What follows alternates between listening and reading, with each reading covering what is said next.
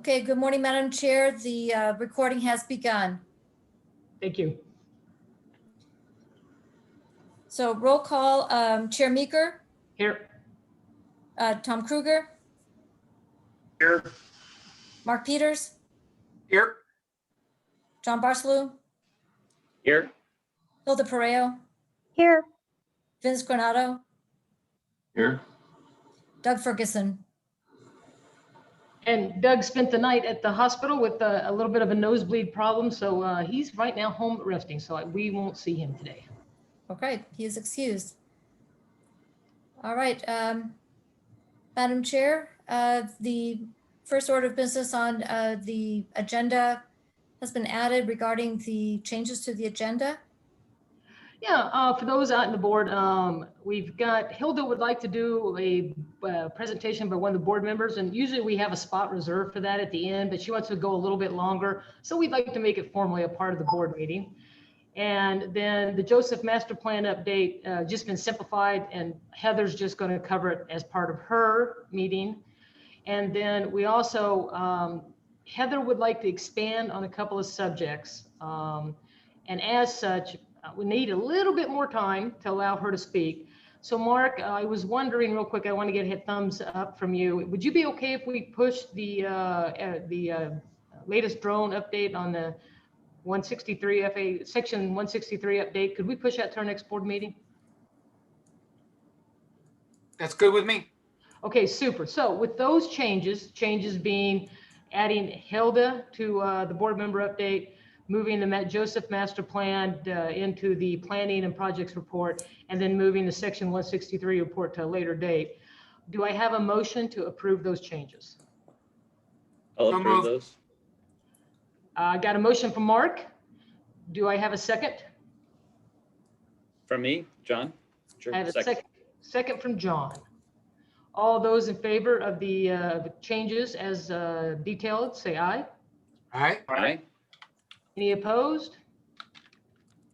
Okay, super. So just wanted to get that piece of administrivia out of the way. So Thank going you. onwards, real quick before we start for everybody, if you could do me a favor and take a second to mute your phone or other, the things that you may have in the room next to you. And I'm going to make a generic apology right now. We have construction going on here right in front of the house. And I have 3 dogs that are not tickled pink at all about having construction going on. So they will at times randomly race out of here barking their heads off. And unfortunately, I can't mute them. So I'll just apologize up front. So with that, the next agenda item we have is the consent agenda. And the board has had time to take a look at the minutes from our April 1st meeting. Any questions or anything that a board member believes need to be amended, changed, or brought out? Okay, hearing none, I would ask then for a motion to approve the minutes from the April 1st, 2021 as presented. Do I have a motion? Move. Second. I think I have a move by Hilda and a second by Mark. Mark. Okay, all those approving the consent agenda consisting of the minutes from April 1st, say aye. Aye. Aye. Any opposed, say nay. Hearing none, know that the consent agenda has been approved. Okay, over to the best part is hearing from the public. And Kathy, I'll let you take charge of this to see who we have signed up for comment during this time. Thank you, Madam Chair. Nobody emailed in advance, so I'm going to look at either, I would ask that people use the raise hand function to be recognized. And you're going to be seeing also, if you're coming in unmuted, I am going to be muting people just to make sure that our audio is as clear as possible for the record. So is there anybody at this time who would like to testify during the public testimony portion of the meeting? Either use the raise hand or unmute and ask to be recognized.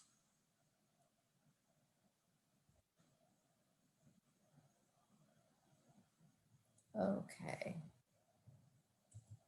I am not seeing anybody with a raised hand or anybody, madly waving in their screen to be recognized. Oh, I see Jim Stoffer. Okay. So go ahead and unmute, and if you would just give your name and your city of residence for the record, please.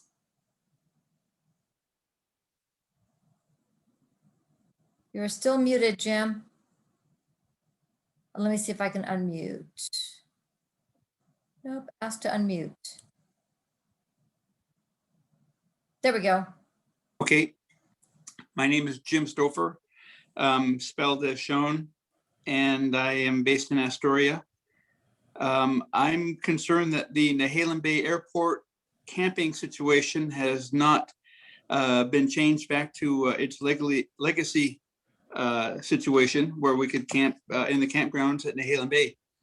Is there any progress being made in this area? And if so, what? And what could we potentially expect in the future? Thank you. That's a great question. What has the governor's, on the governor's rule, when can we open that back up? It's an outdoor activity, but I understand it does gather people in groups. What have you heard, Betty? Betty, Tony's if I may, on. Yeah, I'm going to have Tony take that. yeah, if I may step in, I do have an update on that a little bit later, but in short, right now, camping has resumed as of April 9th, where it's back open, and I'll have more details on the number of sites, the rate, and what services are available. That's great news. Great news. Thank you very much.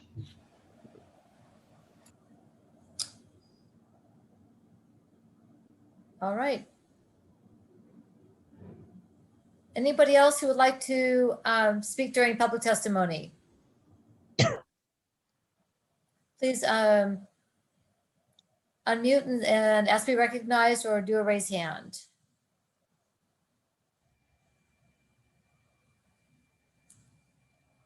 All right. I think they're all anxiously awaiting the director's update. That's what I think. Well, I think so too. That's going to be very exciting. All All right, Madam Chair, I'm going to pass it to you. Okay, thank you very much. Betty, let's go into that update. Okay, here we go. All right. Share. Share it. Okay, do you see a screen that says presentation agenda? Roger that. Okay, so today I'm going to talk to you just briefly about the status of the Aurora Legal Challenge, the master plan update, spend a little more time talking about the legislative update, and then just close out with brief on where we're at here in the office. Okay, so just to summarize where we're at and how we got here. In November of 19, the cities of Aurora and Wilsonville, Thousand Friends and Friends of French Prairie, and Joseph Schaefer filed a legal challenge with the Land Use Board of Appeals over the Aurora Airport Master Plan. And in that, they alleged 16 what are called assignments of error. About a year later, in December of 2020, LUBA ruled on that and found in favor of the department and the board on all 16 counts, saying that the board and the department met the state requirements. The petitioners then appealed that ruling in January, and we were expecting to have a ruling from the Court of Appeals. We thought, our attorneys thought it was going to be last week. Ms. Kellington thought it was going to be this week. The rulings came out this morning and it wasn't there. So we expect a ruling any day now, next week, possibly maybe a week later, but it's fairly imminent. So I had hoped to be able to brief you this morning on, what the heck was that? On the Court of Appeals ruling, but I'll bring that to you at our next board meeting. And then also talk about what the next steps are in terms of the unsuccessful party taking it, what their options are to the Supreme Court, and then also on a separate legal case in the circuit court. But at this point, I don't think we need to dwell on that. Uh, um, So later on today, you are going to be looking at accepting a grant and allow us to expend funds on a master plan update. The original airport master plan for Aurora was done in 1976 with updates in 88, 2000, and 2012. So the FAA encourages airports that are eligible for federal funding to update their master plans about every 10 years. And so in Oregon, there's 56 airports that are eligible for federal funding. The FAA encourages updates. Our agency, as a matter of practice, also encourages airports to do updates about every 10 years. And this board has helped fund 11 of those master plan updates in the last 5 years. And so of the 11 airports that are state-owned that are eligible for federal funding, with one exception, all of them have either had a master plan update done in the past two years, or they have one planned for the next 3 to 4 years. So master planning is just a routine activity that we do. Aurora's last one was done in 2012, so it's 10 years old now. It's time for us to do another master plan update. So today we will be asking you to approve to accept federal funding and to expend those funds. Generally, a master plan update takes about 2 years. We are hoping to expedite this slightly, and our goal is to do it in 18 months. So if the board approves accepting the grant today, our next step would be to sign a contract with a consultant, work out meeting locations and deliverables and dates when we're going to meet. Right now, our intention is to have a very heavy public involvement in this master plan. The FAA generally says for a master plan update, they will fund 1 or 2 public meetings. For this one, we are going to do probably in the neighborhood of 8 to 10 meetings.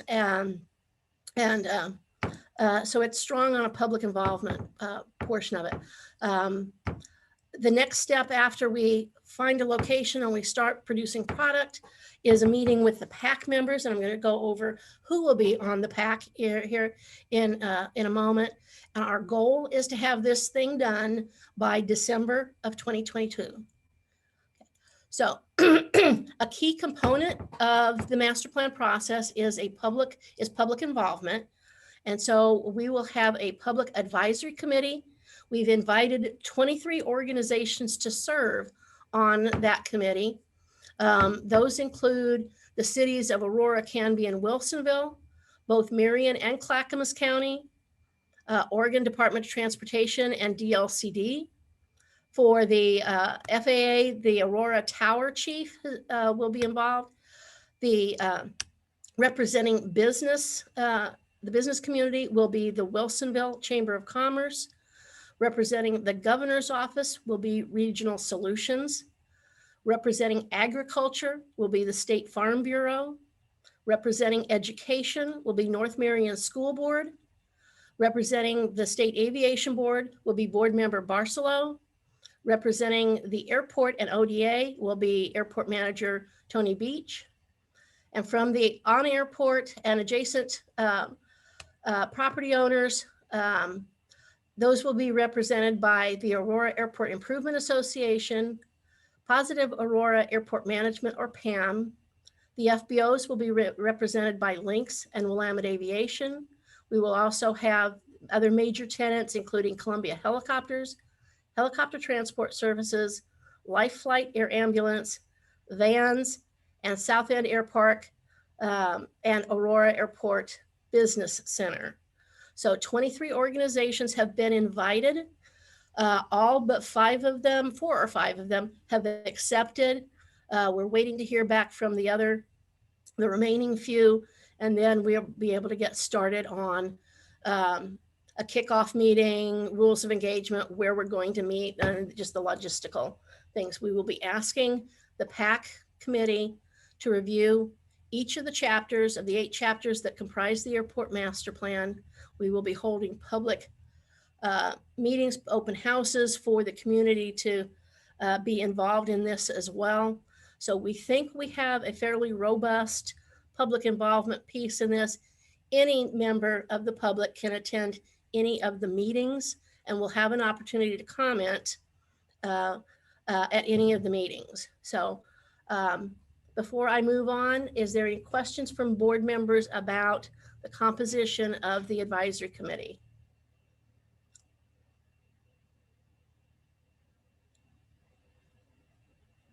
Okay, I am not seeing any. Kathy, if you see anybody, tell me, but I'm not seeing anybody. So I'm going to move on to the next one. Okay, so that concludes what I was going to talk to you about on Aurora. So if there are no questions about Aurora, either the litigation status or the master plan update, then I'll move on to the legislative update. Okay, I'm not seeing any questions. So, what? I'm sorry, did I miss? So this is John Barcelou. Okay. I have some questions, but I'll wait until the item comes up on the agenda. Okay. All right.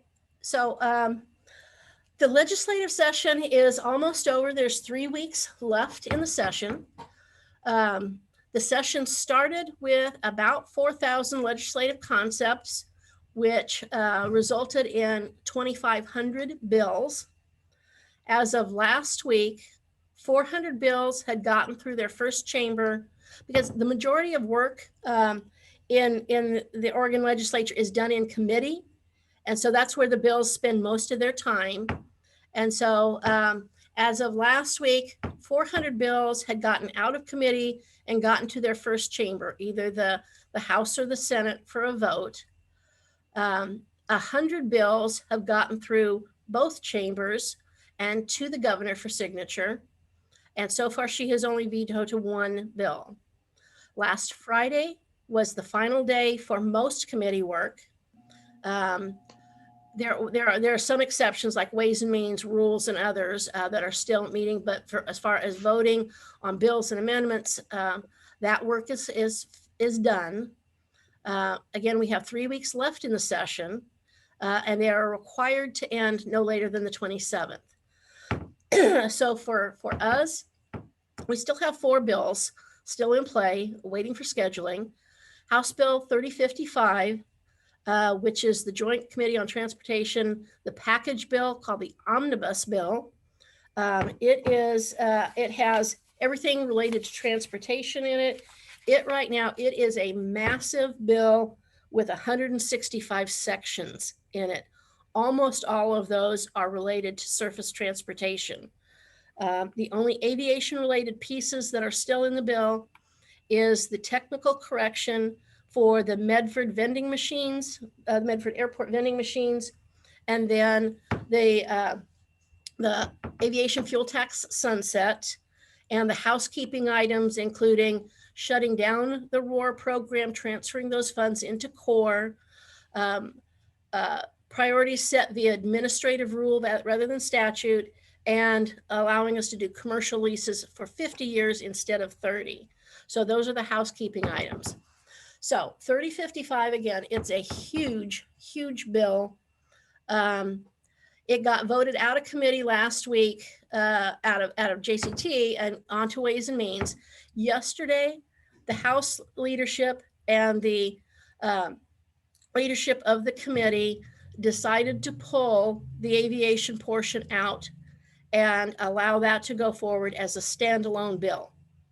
And this is good for us. This is what we wanted from the beginning of the session when we introduced House Bill 2034 was a standalone bill. The committee leadership felt it would improve the chances of passage if it was bundled into the bigger bill. And so that's what advanced through the committee. So yesterday,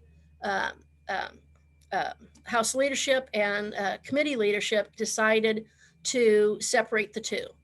And so we don't have a bill number yet. I expect we will get a bill number today. And as soon as we get that, we will share that with everyone. Um, and then we expect it to be fast tracked through. Again, there's only 3 weeks left in the session. I don't think that this is going to take more than maybe a week, week and a half to get it through.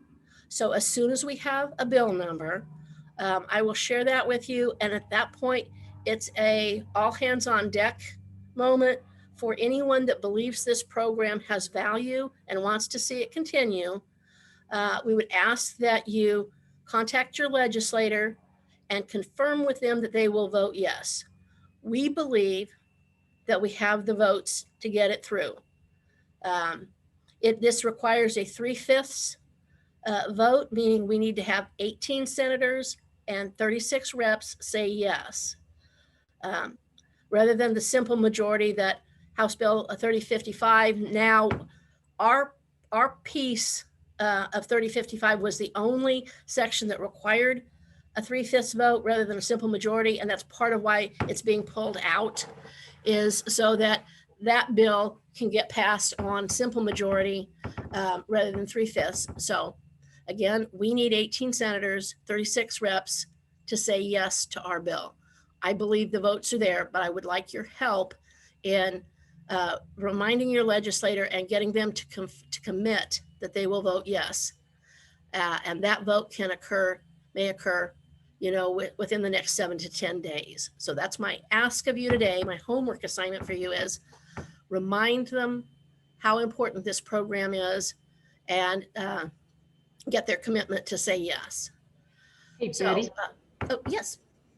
if you could help us out, there was a pamphlet of what we've been doing with the core, or with all of the ASAP funding. Yep. Can we make that very, very handily available, perhaps when the very front website when you go to ODA, so we can give that information at everybody's fingertips? Okay. We'll have it up today because we Awesome. have this program. The grant program has funded 135 projects all across the state with a strong rural emphasis. And if we're judged by results, I think the results on this program stand for themselves. I think this is a strong piece of a strong program with a lot of support. But yes, that's a pretty compelling story when you look at all of the airports that we have helped. So we will get it up on our website today for any of you to share with your legislators. So. And then if you just, if you could send if you just send it as well to our brothers and sisters at OPA and whatever organizations are out there Okay. that may find it handy, that would be great as well. Let's see just how much information we can get out there that will help us make a compelling cause. Okay, I'd be happy to do that. Thank you. Be happy to do that. Okay, so the other bills that are still in play is 5504 is our departmental budget. That one has been sitting with no movement pending the outcome of 3055 because of the largest part of our budget is the grant programs and the pavement preservation program. Our operating budget is only about 5 million for the 2-year period, and the other, I don't know, 25 million, I think. Hold on. Yeah, our total budget is 27 million. So 22 million of that is in the grant programs and the capital improvement projects. So our budget bill has been held hostage until we knew what was going to happen with 3055. So now that we have a path forward with a standalone bill, we can get that budget bill moving again. So the other bill, 5506, has capital projects for a bunch of state agencies, and we need to add back in one project that we've gotten federal funding on, and that's the runway rehab project at Siletz Bay at Glenadin Beach. So the last bill is Senate Bill 38. That is a proposed fee for obstruction evaluations. As you may recall, we do about 1,100 of them a year. We're required by statute to do them. We have no ability to charge for those. So we requested, and it was approved, voted out of committee to allow us to do a cost recovery fee for this. It's still sitting. It was voted out of joint transportation 2 or 3 weeks ago, but it's sitting at Ways and Means. and it has not been scheduled yet. And as of this morning, it still hadn't been scheduled. We have 3 weeks remaining. I think this bill's in jeopardy. We'll do everything I can to get it moved, so that Ways and Means will hear it and it can get to the floor and we can see whether or not we have the votes or not. But right now, that's where it's at. It's stuck at Ways and Means. So if we, excuse me, if we are unsuccessful and getting this one across the finish line, we will attempt it again in short session in February. So again, this session will be ending in 3 weeks on June 27th. There is expected to be a special session in September to deal with the redistricting issue. There may be one other special session this summer. And then the next regular scheduled session will start in February, but it's a short session, only 35 days long. So is there any other questions about the legislative update?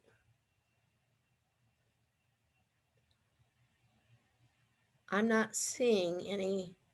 John, did you have a question? Nope. Okay.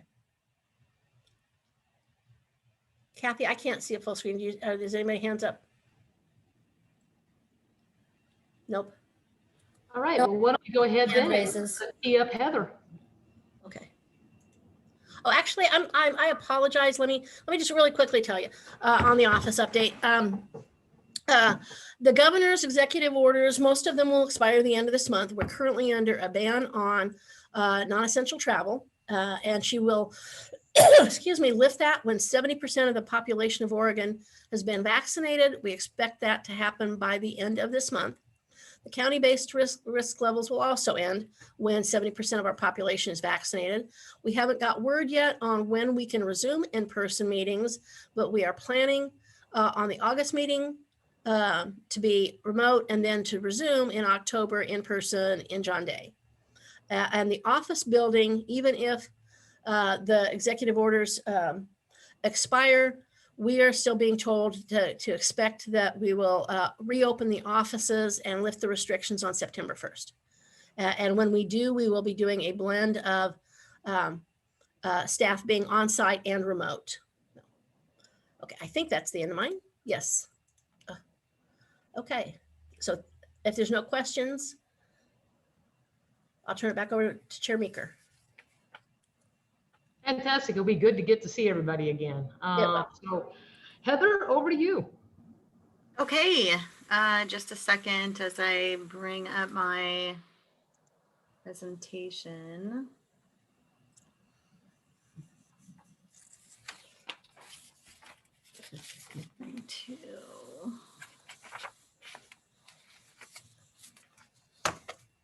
Oops, share the screen. Hold on just a second. And just a note, your video is off. Yes, I get that. Right now, I'm just trying to find my presentation. It's in the folder if you want to grab it there. Yeah, I'm looking.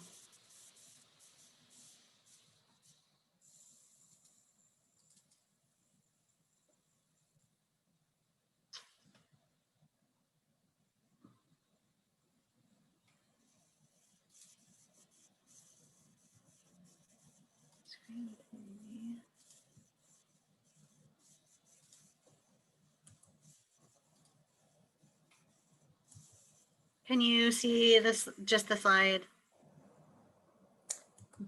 Nope, not yet. Shoot. Do you want me to share it? Yeah, could you do that? Sure. There's not a lot to go over via the slide deck. I just wanted to give a quick update to everyone on the projects.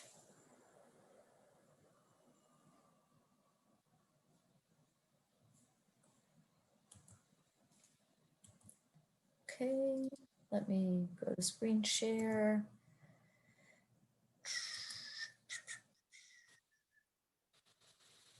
Okay, do you see that? Oh, your screen is sharing now, Heather. Okay, well, there we go then. You did it. I just want to give a quick update on the projects that are going on right now. We successfully completed the pavement evaluation at Scappoose and Crater Lake, Klamath Falls Airport. Was the hottest day, I think, of the year so far. When we were out there, it was 90 degrees. So it was a pretty hot 2 days out on the pavement. And we're currently finalizing those reports and then going through the pavement maintenance program work for summer of this year. So we're working on that, and I should be able to bring you all some more information on what that project will look like for this summer in the next meeting. Our projects that are on deck and in process right now have to do with the Chiloquin, Malino, and Aurora obstruction removals. Those are tree removals at the ends of the runway so that they're not penetrating through the imaginary surfaces. And we're in various process of completing easements and in preliminary design. The Lebanon Apron and Taxiway Rehabilitation Project was just submitted to the FAA, the draft environmental. So it's about 95% complete. We're just waiting for the FAA to give us feedback and comments, but we've been working with them throughout the process hand in hand. So I really don't expect many comments back. They did just hire a new environmental specialist, so we might get more comments on this one as she familiarizes herself with these projects and our airports. The Joseph State Airport Master Plan, you got a really nice update from Sarah Lucas in the last meeting, and we took that information to the PAC and had a really good PAC meeting. And that project is about 75% complete and ongoing, and we did not receive any public comments on that, and it's successful so far. We just haven't received final word regarding instrument approach, so that's still working its way through the FAA. We are working on finalizing the rates, the statewide rates and fees study project. We did outreach to all 97 public use airports, and we're busy compiling all the data from those airports in regard to their charges for lease rates, fuel flowage, you name it, everything that happens at those airports. So we're busy finalizing that and putting together a really nice informational product for all the airports to be able to use to update any of their rates and fees as necessary in the future. And as Betty stated, we have a couple of projects on deck too. The Siletz Bay Runway Rehabilitation Project that we did receive funding for, we'll have to add back into our budget. We just had 2 bids open for the Independence and Cottage Grove airports. Both of those are fencing projects, and they came in a tiny bit over. The engineer's estimate base bids for Independence were around $300,000, and Cottage Grove was about $366,000 for base bids. So we'll work with the FAA to see if we'll be able to add any additional bid alternates to them as well. And then the core grant cycle, we are issuing grants as approved, and we're also working down the list because some of the nippiest airports have been contacted and are receiving 100% federal funds. So we're working down the list to be able to give the next in line grants their grants as approved by the board. So I'll have a final update of what that list is looking like, and then the nippiest airports that have been able to receive 100% funding for their projects. With that, do you have any questions?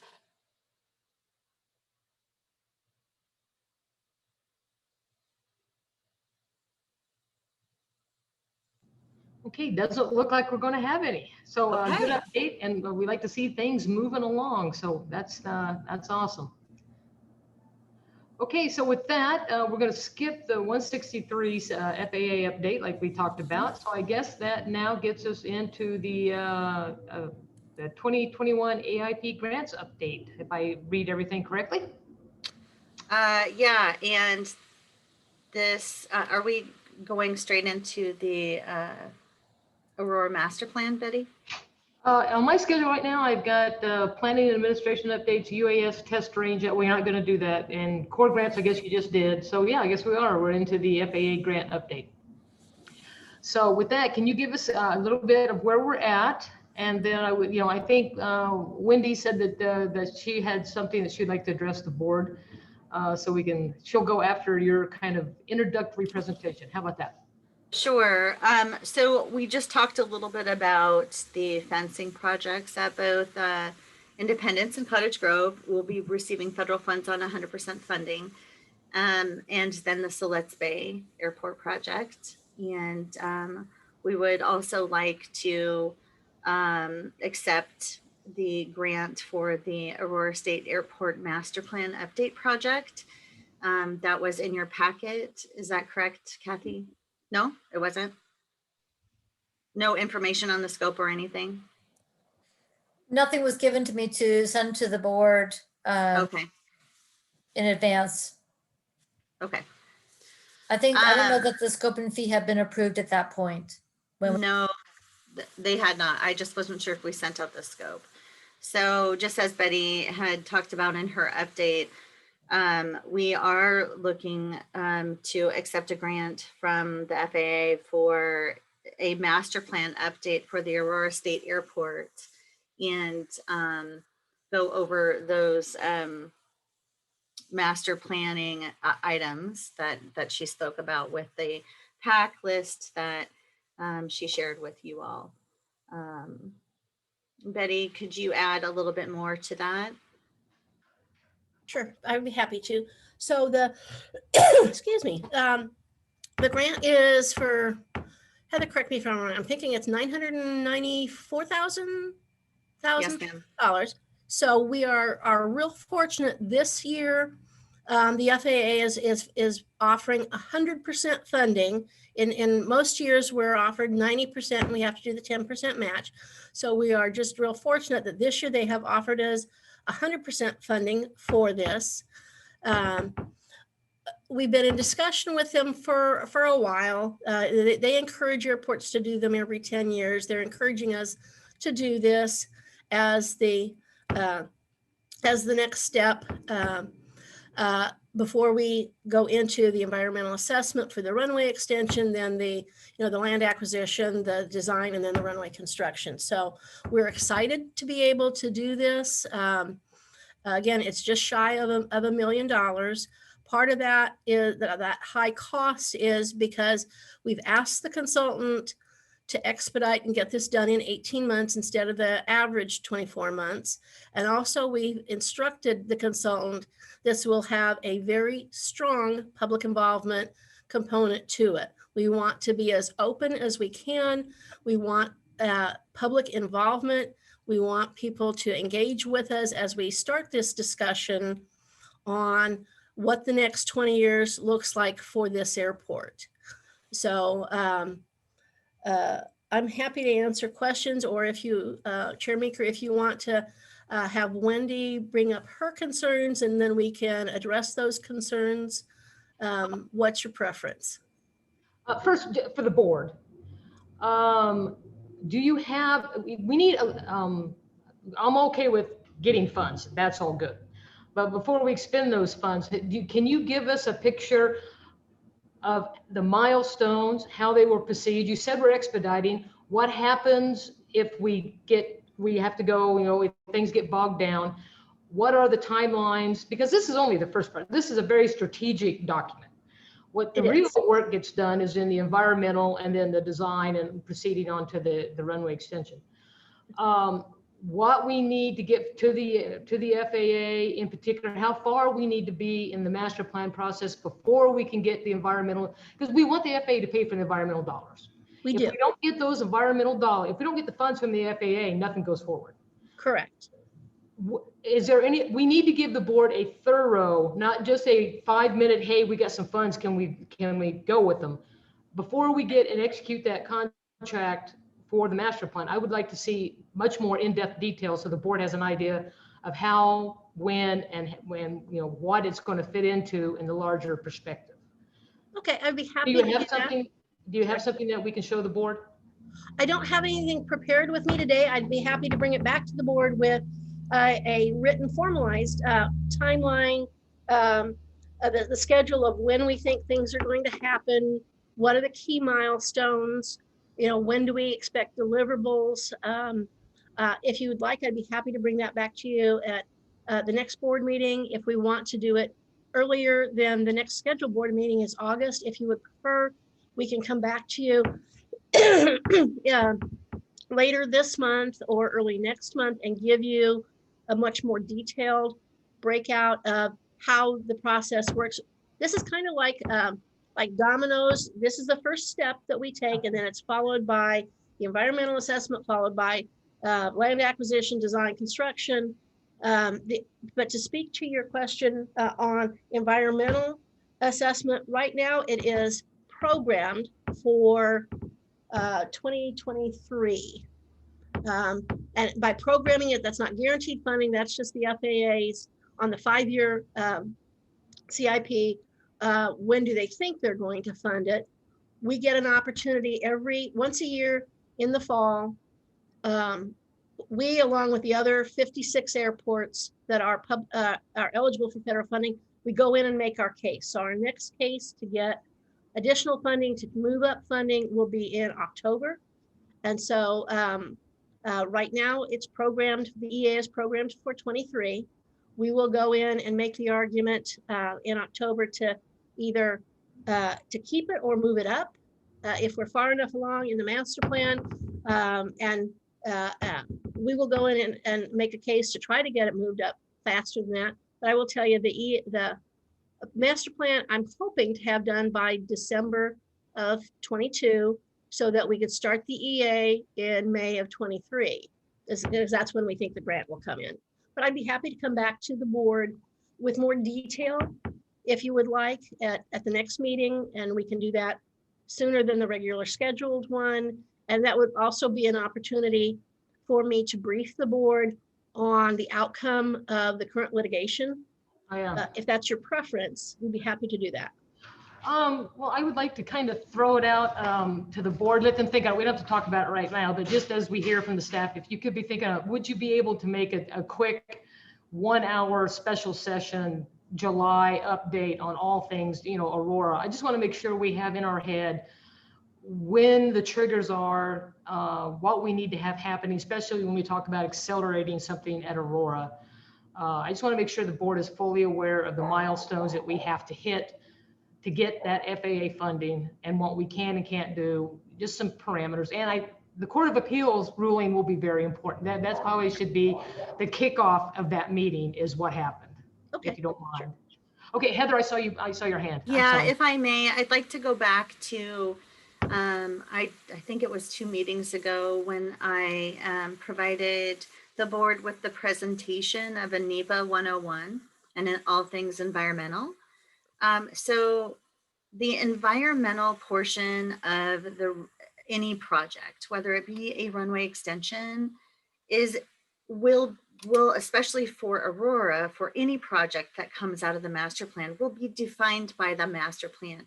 We can't do any environmental project until those pieces are defined in the purpose and needs statement from the master plan. So basically that is step 1.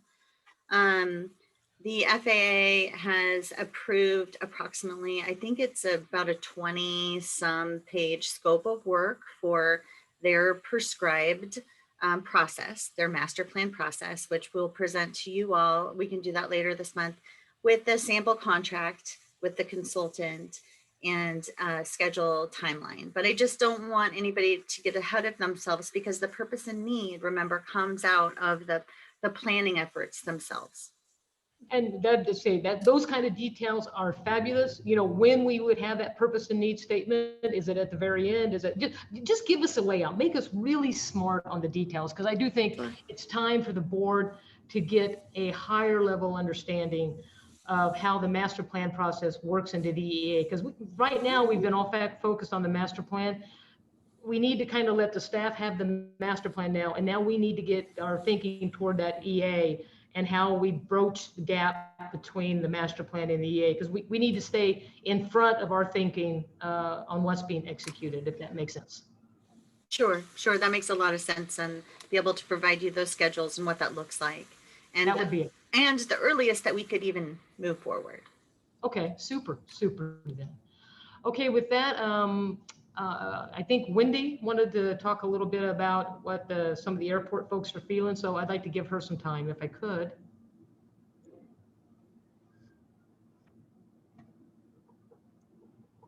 Yes, thank you very much.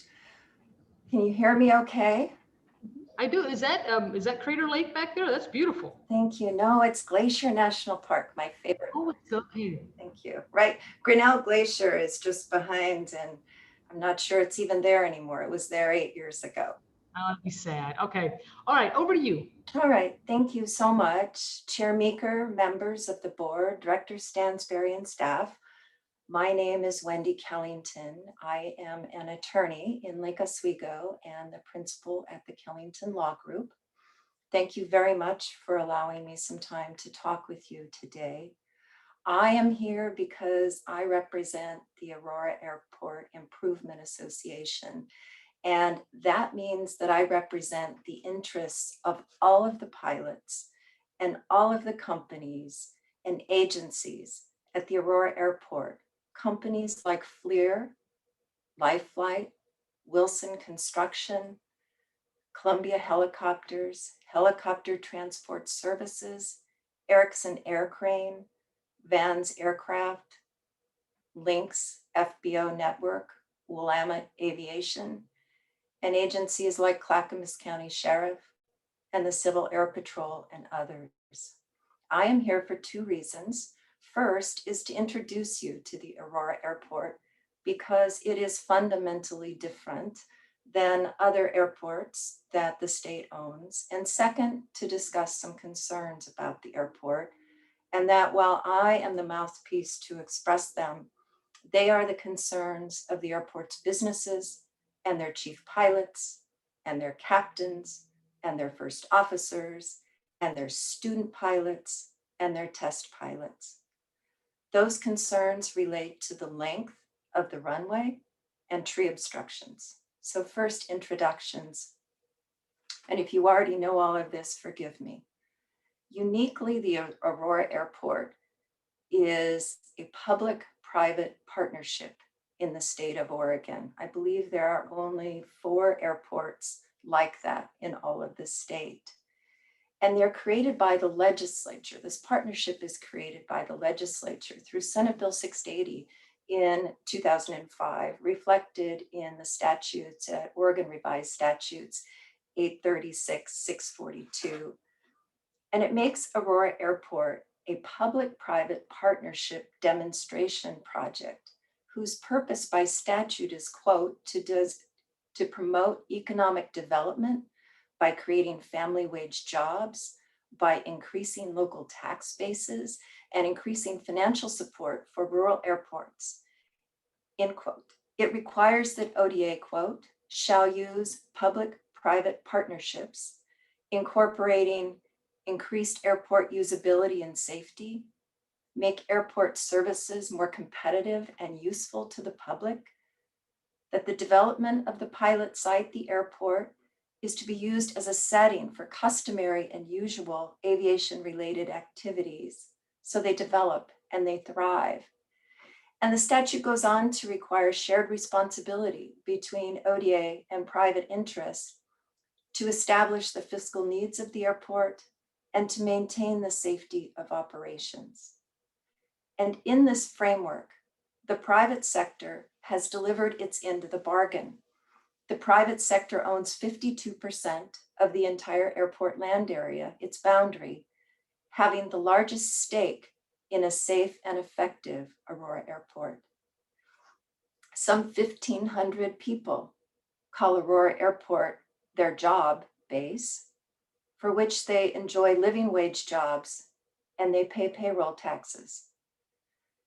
The private sector has invested in the Aurora Airport about $1.87 million. Oh, I'm sorry. They have invested enough that they yield $1.87 million per year in property taxes, supporting the county's schools, libraries, police, fire. In fact, fully 1/3 of the Aurora Fire District budget is paid by the Aurora Airport's property taxes and other public services. The Aurora Airport has established a water control district that was formed to provide the airport with fire suppression systems. The private sector invested $238 million in private development at the Aurora Airport, based on Marion County tax assessor data alone, which is well known to be conservative, and has developed 1.2 million square feet of hangars, shops, and support spaces at the airport. ODA's reciprocation in that public-private partnership on two critical topics is the subject of grave concern: the approved runway extension and identified tree obstructions that must be removed. On these, in 2012, ODA adopted an Aurora Airport Master Plan update that reapproved a runway extension of an ultimate 6,000 linear foot runway that had been on the books since 1976. And it identified specific trees of concern. But there is no plan in sight to move the runway extension forward. And the trees that were obstructions in 2012 are still obstructions today. One pilot wrote to me and asked me to tell you, when landing on a windy, icy, stormy night, it is my fanny that is strapped into the pilot seat, and the extended runway is what is critical to me and my precious human cargo. On tree obstruction, another pilot asked me to tell you, quote, getting the trees removed, the ones listed in the 2012 master plan as obstructions, is essential. The minimum altitude we can descend when landing during cloudy conditions is limited by the height of the trees. The trees are growing, so the minimums get higher. That forces us to divert to PDX or some other airport with lower minimums, which just causes more safety issues, as well as fuel burn, cost, and time. Please understand, there is nothing wrong with the 2012 Aurora Airport Master Plan update that reapproved the runway extension and identified tree obstructions to be removed. ODA responded to airport opponent pressure in 2019 by adopting land use findings about that 2012 Master Plan update, even though it didn't have to do so. But after doing so, and probably cumulatively $1 million in litigation costs, the Oregon Land Use Board of Appeals said that the Aurora Airport Master Plan was adopted just fine and all land use standards were met. And now we await a decision on the opponent's appeal to the Court of Appeals, which is expected on June 18th, is actually the day. If you calculate from the court's submittal order, it submitted the decision for reconsideration on March 19, and the Court of Appeals has 91 days. And so the decision is due on the 18th. But the finding that there was no land use problem at the airport is not surprising. After all, the runway extension is completely within the airport boundary on land zone public by Marion County that followed 2.5 years of agonizing effort in a process involving scores of individuals, agencies, a public advisory council composed of Clackamas County, Marion County, City of Wilsonville, City of Aurora, AAIA representatives, and all manner of groups. So now, instead of moving that runway extension forward, please understand AAIA's concern when ODA proposes yet another master plan update which it says will take, in the very best of circumstances, 18 months, but probably longer. And then who knows how many years of litigation about it by the folks who do not want the airport and have little concern about airport safety. And a new master planning action update will likely result in a whole new legal swivet by airport opponents that will divert ODA resources to those legal battles while the safety and infrastructure needs at the Aurora Airport are unmet. So what is the concern?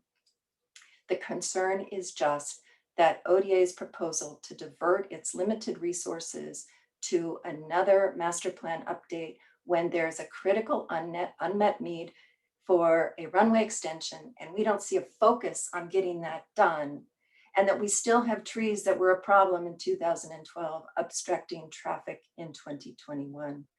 We also are concerned that the assumption that the runway extension needs an EA may well be incorrect. An EA at the end of the day is just a NEPA process to study alternatives. And those already, all the alternatives about the airport have already been studied to death in the 2012 Aurora Airport Master Plan update. FAA has guidance even that there's, for runway extensions, they may not need EAs and they may qualify for a categorical exclusion from having to go through an EA process.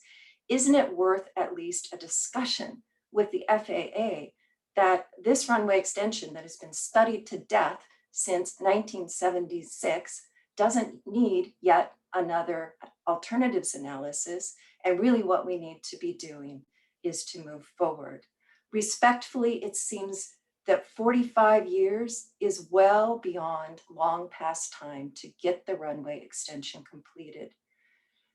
We are concerned about starting that master plan update before even knowing what the Court of Appeals does on June 18th. It feels like the cart before the horse at this point. So we would ask the AIA, its pilots and owners, and private interests, ask the board to focus its energy on the removal of trees and getting the runway extension done. And we ask that if the ODA must move forward with a master plan update, to wait to sign a contract about that until after the Court of Appeals decision comes out on the 18th of June, and after you've had a little bit of time to evaluate it. Further, that if the ODA must move forward with a master plan update, that it choose to run it either after the runway extension is underway, or at worst concurrently with the runway extension effort. But in all, AAIA is your partner in this airport. It's your partner in spirit and by statute. We've played a key role in defending the 2019 decision of the ODA to write land use findings about the 2012 master plan update. And we ask that you reinforce your commitment to that public-private partnership and consider the concerns that we have articulated today, and perhaps decide to postpone the master plan update or committing to it as I've requested. Thank you. Thank you, Wendy. If I could break the two issues apart, the master planning process for the runway extension and the obstruction removal. I'll let obstruction removal talk probably after the board addresses the funds, just because Betty can give you a really good update on what we're doing for the tree removal. For folks out there, I understand the desire for the runway extension. I understand the focus on safety. I totally understand it. Here's the bottom line. ODA can't pay for that extension unless we have FAA money. End dot story. No FAA money, no extension. End dot. So everything we got to focus on is meeting the process set forth by the FAA to get those dollars. Everything will be dictated by FAA giving us those dollars. That's the way it is. I agree with you. Probably don't need to go forward, and we can accept the funds, but I don't think we need to sign a contract or anything before we get the court ruling. So I got that. And if we want to go back to the FAA and kind of ask them over the next couple of weeks about the EA and what we need to have done for the EA. More than glad to do that. But if the FAA says no dollars, no master plan, they rule. We cannot go forward. Everybody out there in internet land, please hear me. We cannot go forward without FAA dollars. We don't have that kind of money. No can do. Don't talk to me about it. Don't want to hear about it. We can't do it without FAA dollars. So as such, more than willing to go investigate what the actual procedures are. As we talked about before, we probably as a board need to know about that. But we've got to follow FAA procedure to get those dollars.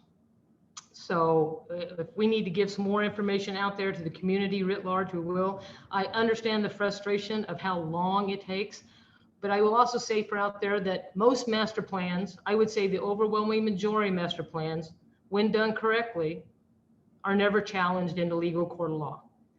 I think it's a false assumption to say that we'll have a lawsuit at the end of this master planning process. I do believe it's false.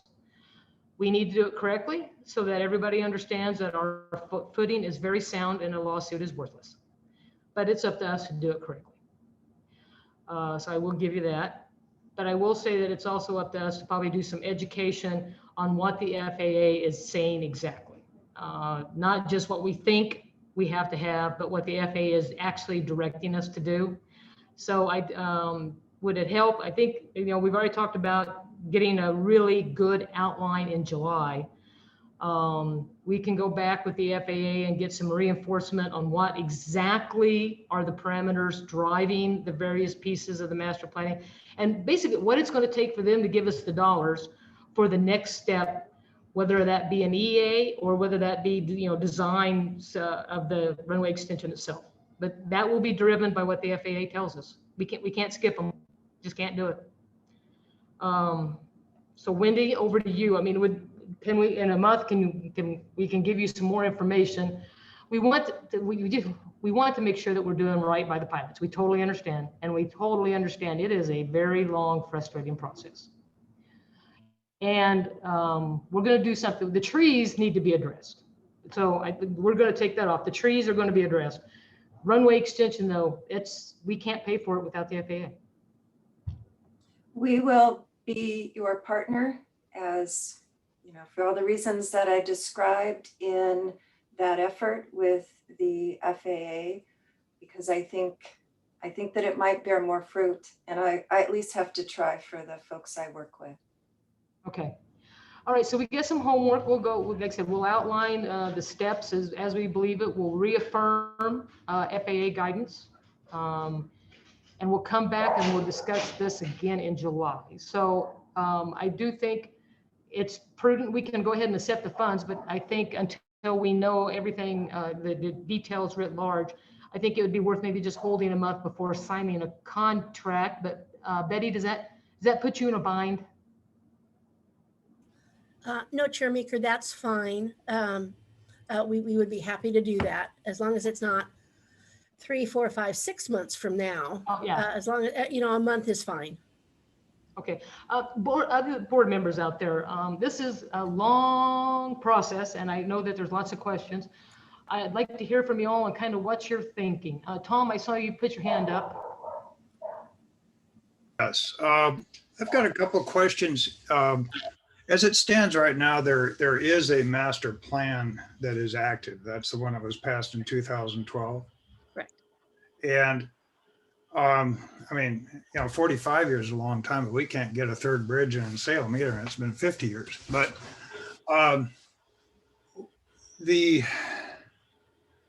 with having an existing master plan, would that be a document that the FAA would be able to work with right now?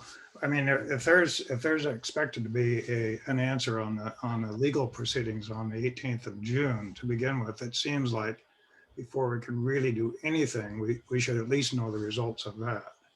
Okay. And then the other question I have is with that and these two really outstanding issues that have been here for a long time, a lengthening runway and the trees, with the existing master plan, could that be extended if necessary for the FAA to proceed with providing the funds? So those are my questions. Okay, and I think that's something we have to ask the FAA. I think we got some homework to do on that. Okay. Yeah, but I mean, those are the things that came out of what Wendy just said and what Betty has said is perhaps the 18th of June is the first place that we really need to see what that outcome is. Okay. Thank you. Chair Meeker, can I address Board Member Kruger's questions? But please go ahead. Okay, and I will be brief because I realize we've got several other things. On the tree removal, I agree with you. There is no excuse for those trees still to be there. No excuse for it. Those trees shouldn't be there. I will personally direct my efforts to getting them down as quickly as we can. The challenge with tree removal is we need permission of the property owner. If we don't have an easement that gives us the right to limit the height or remove the trees, we have to acquire an easement from them. And we are in that process. We just recently got federal funding to begin that process, which consists of an appraisal of the property, of the value of the easement and the taking of the trees, then making the offer to the property owner. If they accept it, then we sign it and we own the easement.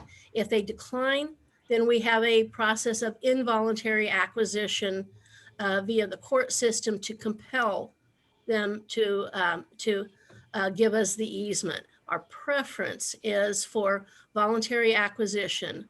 And so in the Aurora project, there's about 35 parcels. Our focus will initially be on the trees on the north end. Those are the worst penetrators. Those are the ones that the pilot community has indicated need to come down first. If there is a way for us to do those tree removal prior to the easement acquisition and the property owner is willing to allow us to go in and cut them prior, we will. There's a little bit of a restriction on when you can cut trees up at that airport. It can't be in the streaked hornlark, the nesting season. So September 1st would be the first day we could cut the trees down. But I'll tell you, this will get my personal attention and we will do everything we can to get at least the north end trees down. I agree with Wendy and the concerns of the pilots there. This is unacceptable. And, I've been here 2 years, so I'll take the responsibility for that. Hey, Betty, that sounds great. Could you give a timeline out to the community, maybe after our meeting in July? Sure. By then we should have an idea of when the appraisals are going to be done, when we're going to be able to make offers, when we can start closing on those offers, and then when we can get federal funding for the actual cost of removing the trees. I think probably what the pilots community would really like is a date that they can all come out and see the first tree cut. I would welcome that. I'm going to personally be there when that first tree comes down. But you got to give us a date. I will do that. Okay, that sounds great. Okay, going back to the master planning process itself, we do have a vote that we need to do today, folks. More concerns about, accepting the money and the concerns about going forward and signing the contract. Any issues that you would like, let's do this, focusing on July if we want some more information. What are things that you would like to address, or do you feel that we can move forward now?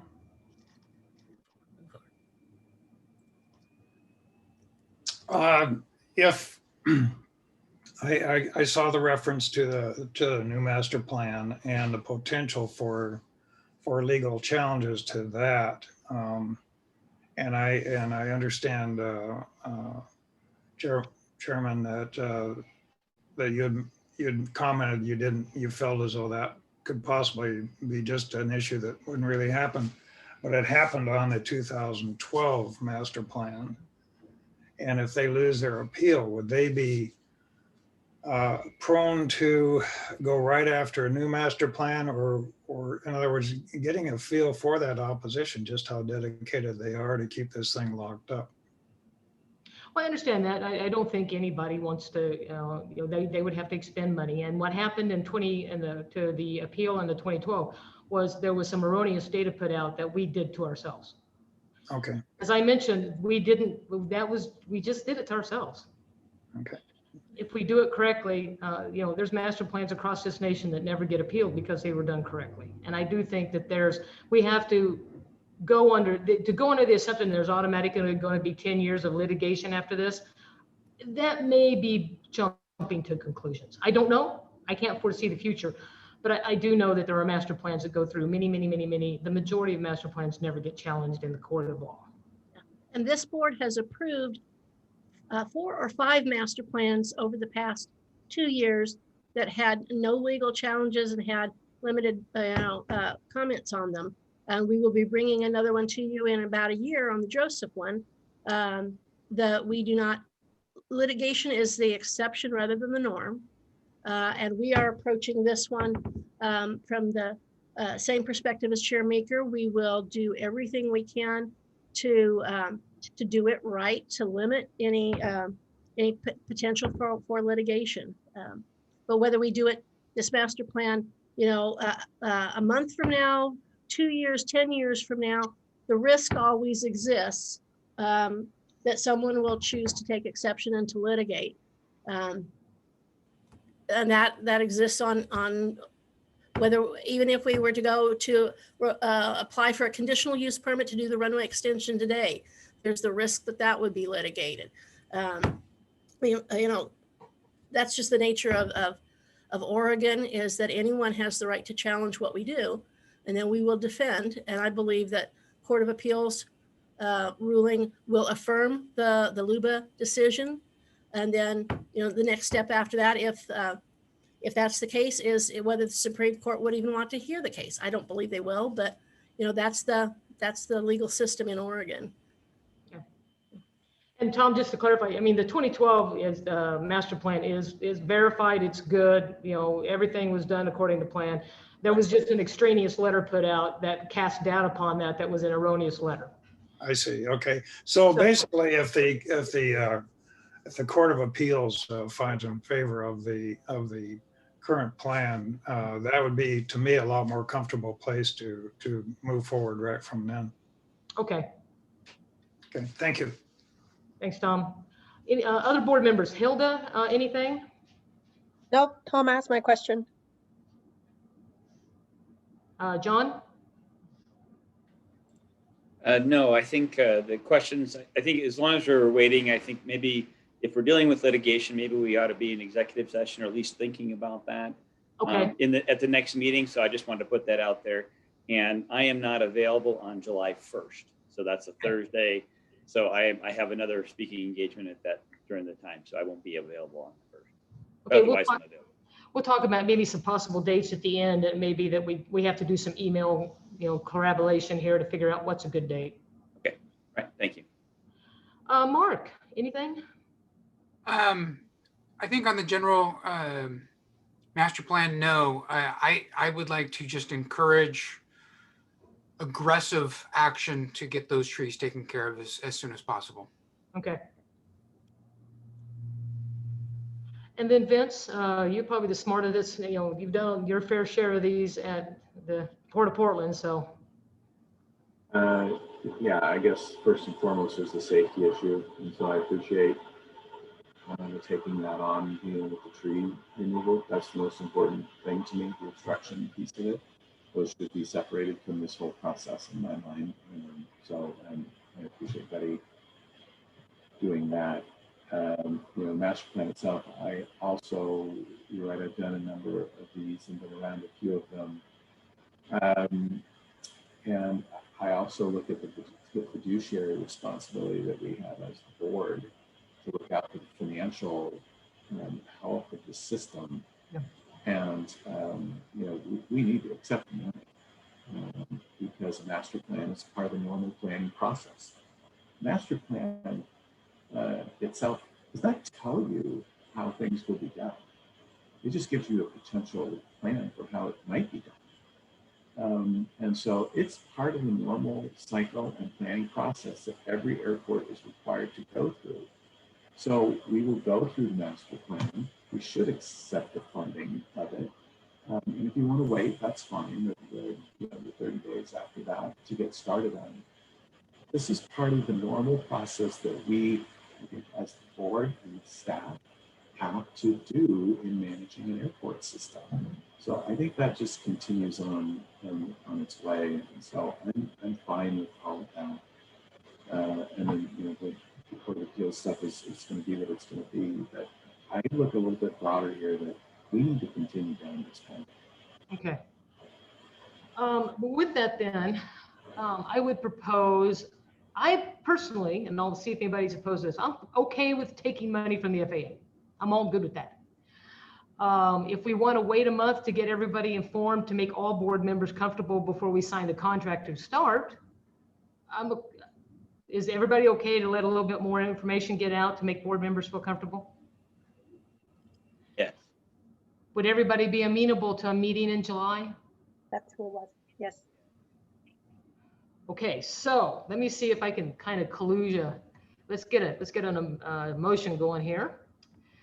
Okay, so I would like to make a motion that the State Aviation Board accept the FAA AIP grant 3-41-0004-022-2021 for 100% funding of the Aurora State Airport Master Plan update and to approve expenditure of those funds for that project. Also knowing that we will not sign a contract until after the July meeting, informing the board of all the additional details surrounding the master planning process. Rather long motion I put before you, but do I have a first on that?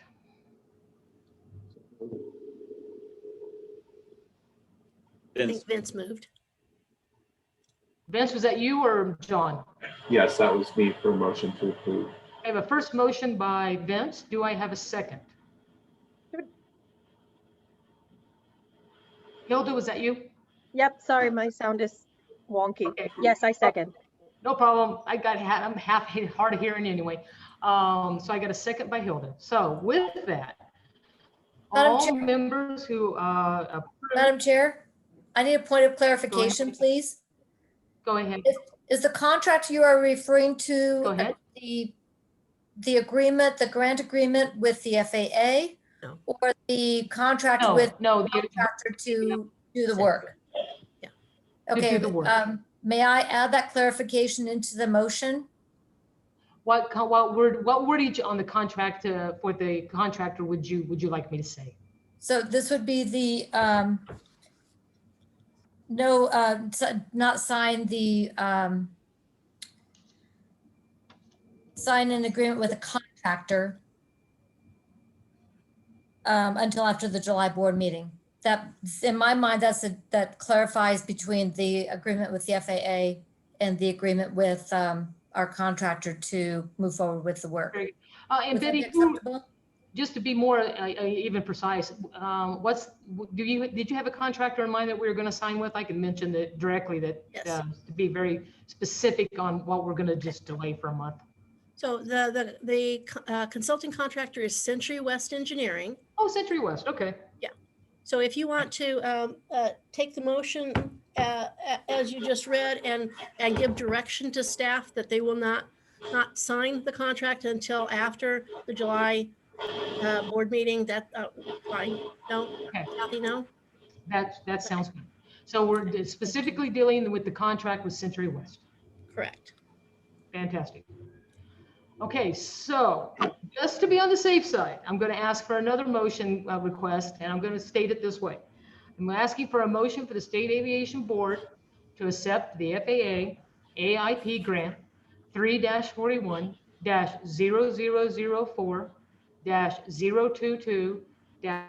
3-41-000-022-2021 for 100% funding of the Aurora State Airport Master Plan update and to approve expenditures of those funds for that project, and directing the staff to delay signature with Century West to proceed with the master plan until after the July 2021 Oregon Aviation Board meeting. With that, Do I have a first? So moved. I have a first by Vince. Do I have a second? So moved. I have a second by Hilda. All those in favor say aye. Aye. Aye. Aye. Any opposed? Okay, hearing that, the motion is approved. Thank you very much. With that, let me ask the board, does the board want a lunch break, or do you want to try to drive forward and just finish this out? Go ahead, Kathy. Thank you, Chair. There's an issue with staff that we do need to take a lunch break somewhere in the process. So, Also, Madam Chair, this is Hilda. Mhm. The folks for the program of education that are going to be joining us for the presentation for the education career pathway will not be able to join us until probably after 12:30. Okay, so I guess we have just about an hour then. With that, I'll tell you what, why don't we take a break, and we'll take a half an hour lunch, and then that will give Kirsten a good half an hour, and Tony, between those guys, I think you guys could probably eat up a half hour. Is that correct? Sure. All right, so break for a half an hour. Okay, we'll come back exactly at noon and we'll restart. How about that? Okay. all right, All righty. pausing Okay, so recording. right now we are paused. Okay, so Madam Chair, we are recording, so we can resume the meeting. all right, fantastic then. We left off, I believe that Tony is up for an operations update. Is that correct?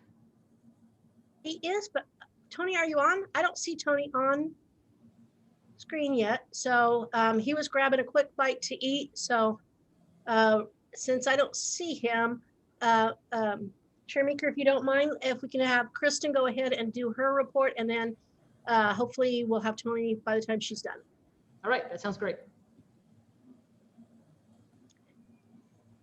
Okay, great. So I will start by sharing my screen here. Okay, can you see my screen? Yes, okay, great. So I will, from beginning. Okay, so I'm going to give you a brief finance update today. So I just wanted to let you know where we are in the legislative budget since we last met. So a little update there, and then just give you an update on the Federal Relief Act funds that we've spent so far. So for the legislative budget status, there has been just one major change since I last presented to the board. So we were able to add in the Siletz Bay project to our capital construction budget. So if you remember, last time I was speaking with you, we didn't have any money yet in our capital construction budget. And that was because initially we were adding in capital construction projects through policy option packages, and those were rejected for our agency. But it wasn't just for our agency, it was a statewide thing where all policy option projects were cut. And then we had to add them back in because revenue was so unsure at the statewide level.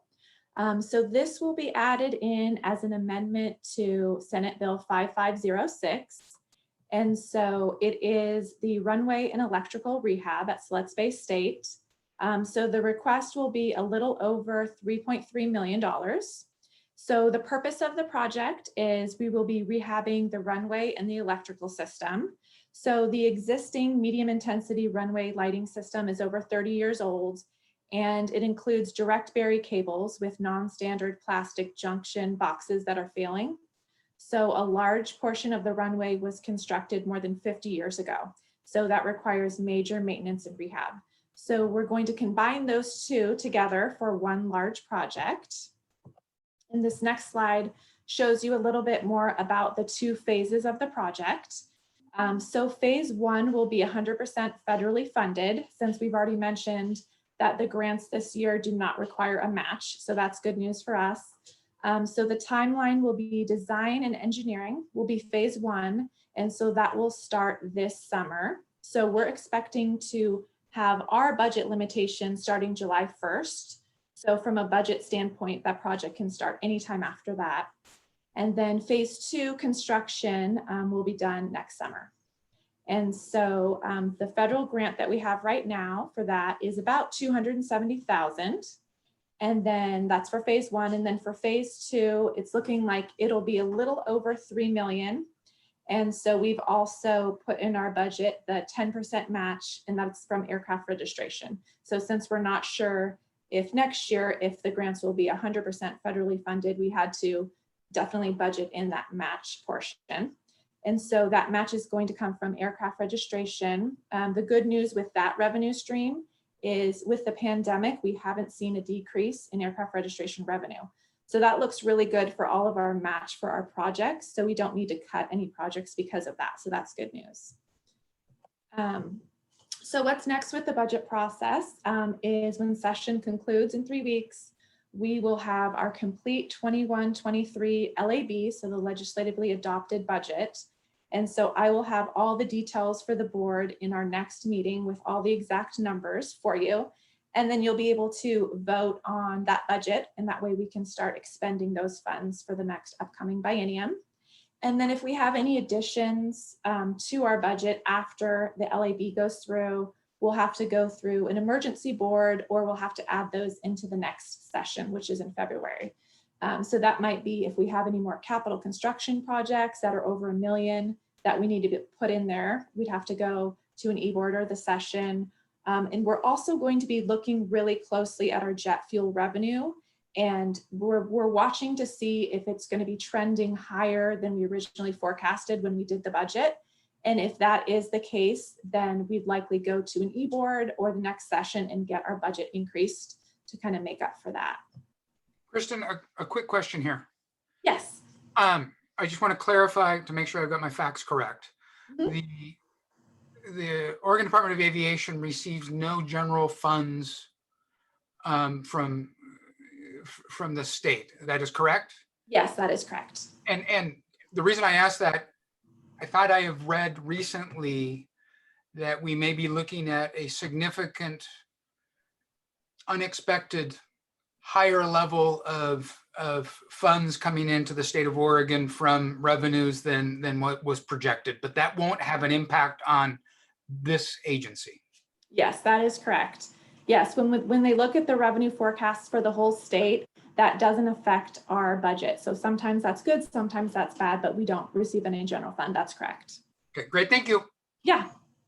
Okay, so then I also wanted to just give you a brief update on our federal relief funds. And so as you know, we received the $398,000 from the CARES Act. So the good news with that is those funds have been fully expended and we've actually closed out that grant. And then the CRISA funds, we will be receiving a little over $205,000. And so for those funds, we do have the grant awards, but we haven't expended those funds yet because that's something we put into the next budget. So we'll start expending those next month and probably we'll go through those pretty quickly. And then when we're looking at the future, there's the American Rescue Plan Act, so the ARPA. So that was announced March of 21, and we're expecting to receive $428,000 of those funds. So the applications aren't available yet for that. I talked to the FAA this week, and they're expecting in the middle of June, they're going to put out the FAQs, and we'll have some more information on applying for the grants and exactly what the funds will be. So you'll expect to see that in a future board vote. I'll bring that to you and explain how we're using the funds, and you'll have to vote to approve that. So, and that's all for my finance update. Do you have any questions? Yeah, Kristen, you mentioned the POPs and the legislative going in here, kind of, getting teed up for next year. We have our strategic offsite in October. It would be nice to try to get a view of what should be the board's top priorities, whether it be for a policy option packages or for something else. When you start drawing up your legislative financial documents, are we too late in October to have some meaningful discussion on what we really want to push forward? No, we're not too late. So that would be definitely a good time to go over what we foresee for the next budget for our policy option packages. So yeah, I'll bring some ideas and we can have a discussion about that. That would be great, because I would find it very valuable if at that October session, we could come together as a board and go, just like we did last year. We said that the number one priority was going to be the fuel sunset tax. By all the way, all hands on deck. That's the number one thing. But here are some other items we'd like. If we could kind of work into that in October for what you guys want to, put up to the short session, that would be great. Yes, we can definitely do that. Awesome. Thank you. Yeah. Anyone else out there on the board?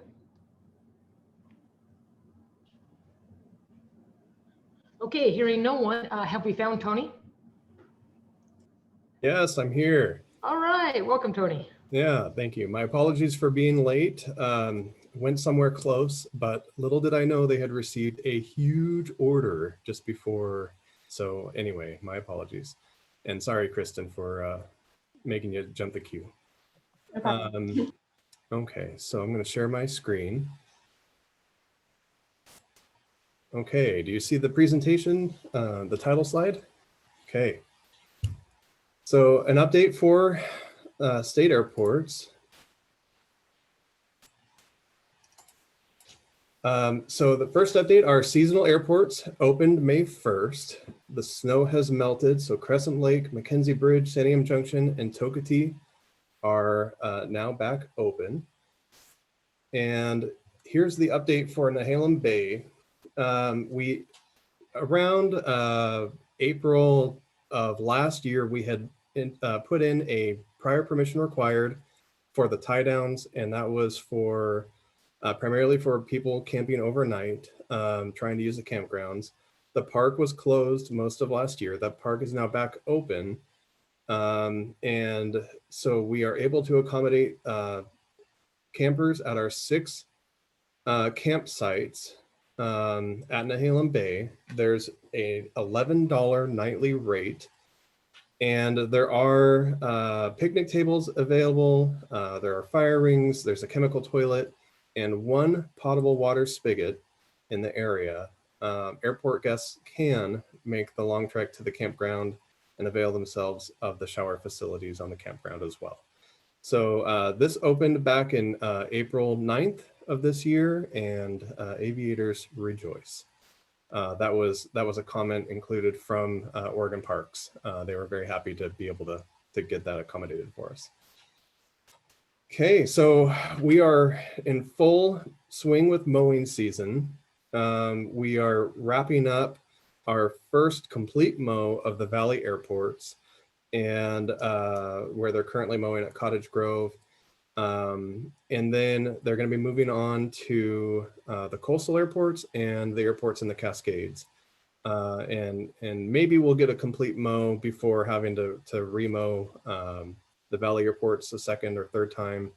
But this year, with the dry weather we've been having, it doesn't seem to be growing as steadily as it had been in years past.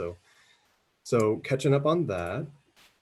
And then other maintenance, we've been catching up on other maintenance. We had an incident where a vehicle had gone through a portion of the fence at Aurora. And so here are kind of 2 joined pictures of the fence that has been repaired there. And we've also had a water pump that needed to be replaced and for the well. And then in the last meeting, I had reported that there was an issue with the beacon at Joseph, and that has been repaired. The PAPI at Joseph is still out of service. We're looking into that one. And otherwise, we've just had kind of a host of other maintenance and equipment repairs with a lot of our mowing and other vehicular equipment. And speaking of which, we have our new service rig has arrived, although it's just a bare body and chassis. And so it's currently being upfitted with the rear, the flatbed, and some of the other equipment that we're putting on the vehicle. And this will greatly help us get out and continue our maintenance at all of our airports across the state. Otherwise, May 14th, the contractors have completed some finishing work at Siletz Bay. There was some second coat of markings, some other pavement touch up and other punch list items they had to close out from last year's project, and weather delayed that from happening until about May. So they went in and got the work done in one day with a one-day closure on May 14th. Very happy to get that wrapped up. And this is a picture that was sent to me just the other day by Mr. Bob Bement. He is retired airport manager from out in Vail, Oregon. And he's a wonderful caretaker of the Hawaii State Airport, which is where this photo was taken. The Hawaii State Airport is located in federal BLM land that we cannot access from the ground. It only has access either from flying in or by boat. And so he came in and he reported that he's doing 2 trips. He organized this cleanup event with the Boy Scouts, where he's doing a kind of a 2-part kind of educational introduction to aviation. And in return, the Boy Scouts are going and cleaning up anything not natural to the area. They're actually bagging any trash they find and leaving it on the side of the riverbank for the Malheur County Sheriff to go pick up later. And I just think it's a wonderful effort. Really appreciate all of their help out at Hawaii. And I've actually included a photo of Mr. Bement. This was last year, servicing the Windsock. So really appreciate all that help. And then I don't have a picture for it, but the second bullet point item here is the Friends had mowed the Pacific City State Airport in its entirety, and really appreciate them stepping up and helping out with mowing out there. Because as I mentioned, we've been really focused on the Valley airports this spring. And so again, really appreciate their help. And while I don't have a significant update for the MOU, we do have some stuff in the works and should have an MOU coming out soon with the Friends. So looking forward to that as well. And finally, there's a flyer out for the fly-in, the Wallowa County fly-in at the Joseph State Airport. That's this July, the 9th through the 10th. And this event was canceled last year due to COVID. Very happy to see it returning this year. From what I hear, it's a very well-attended event. A lot of people fly in, and personally, I'm hoping to make it if the non-essential travel ban is lifted. And I'm just happy to see that return to the airport. Any questions? Just a couple for me, Tony. Do we have an e-tick on the Joseph Beacon? Do we have, I'm sorry, you broke up a little bit. Tech? E-tick, the estimated time is going to be fixed? Oh, I don't know. We're still trying to work out some of the electrical issues, and I don't know when that's going to return to service. Would it be possible to get something so that doesn't hang out there forever? Absolutely. I'd like to know that we're going to close that, at least within a month or so. Absolutely. Yep. I will get an update and bring that back to the board when I have more information. Okay. And then on the Pacific City MOA, that's over a year in work. What's the holdup on signing that?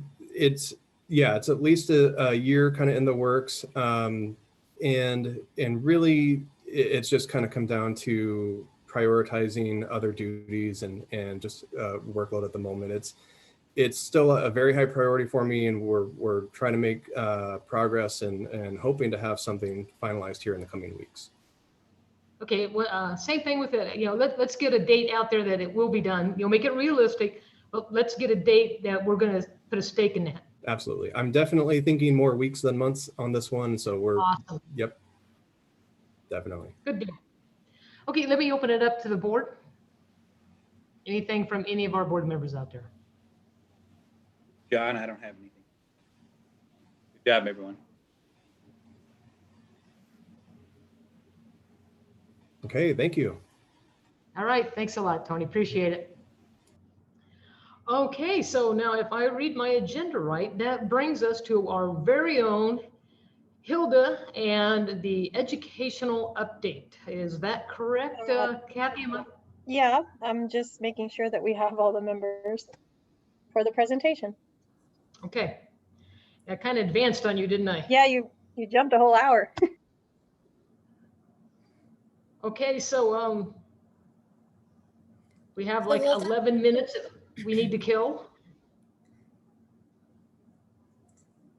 Yes.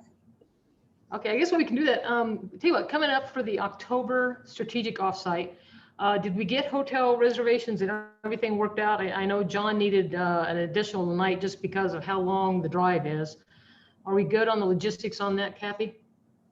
To my knowledge, everybody's going to have the 2 nights. As we discussed, was to be able to adjourn early enough where people could travel after the board meeting. So I've got the hotel is booked. The airport has graciously offered to host the meeting both days. Contacted Haley Walker at the airport, and I sent Chair Meeker, I sent you and Director Stansbury a cost breakdown for this offsite meeting regarding hotel, travel reimbursement and per diem for 6 board members and 4 staff. If there's going to be more, I need to know because that's going to fill up. The hotels will, because people are itching to travel. If the crowd that I saw at the airport a few days ago when I was leaving as any indication, people are itching to go. Okay. So what I'll need from you, Chair, and from Director Stansbury is I asked for written authorization approval of the cost breakdown. And so when I receive that, I'll be able to have that on the record.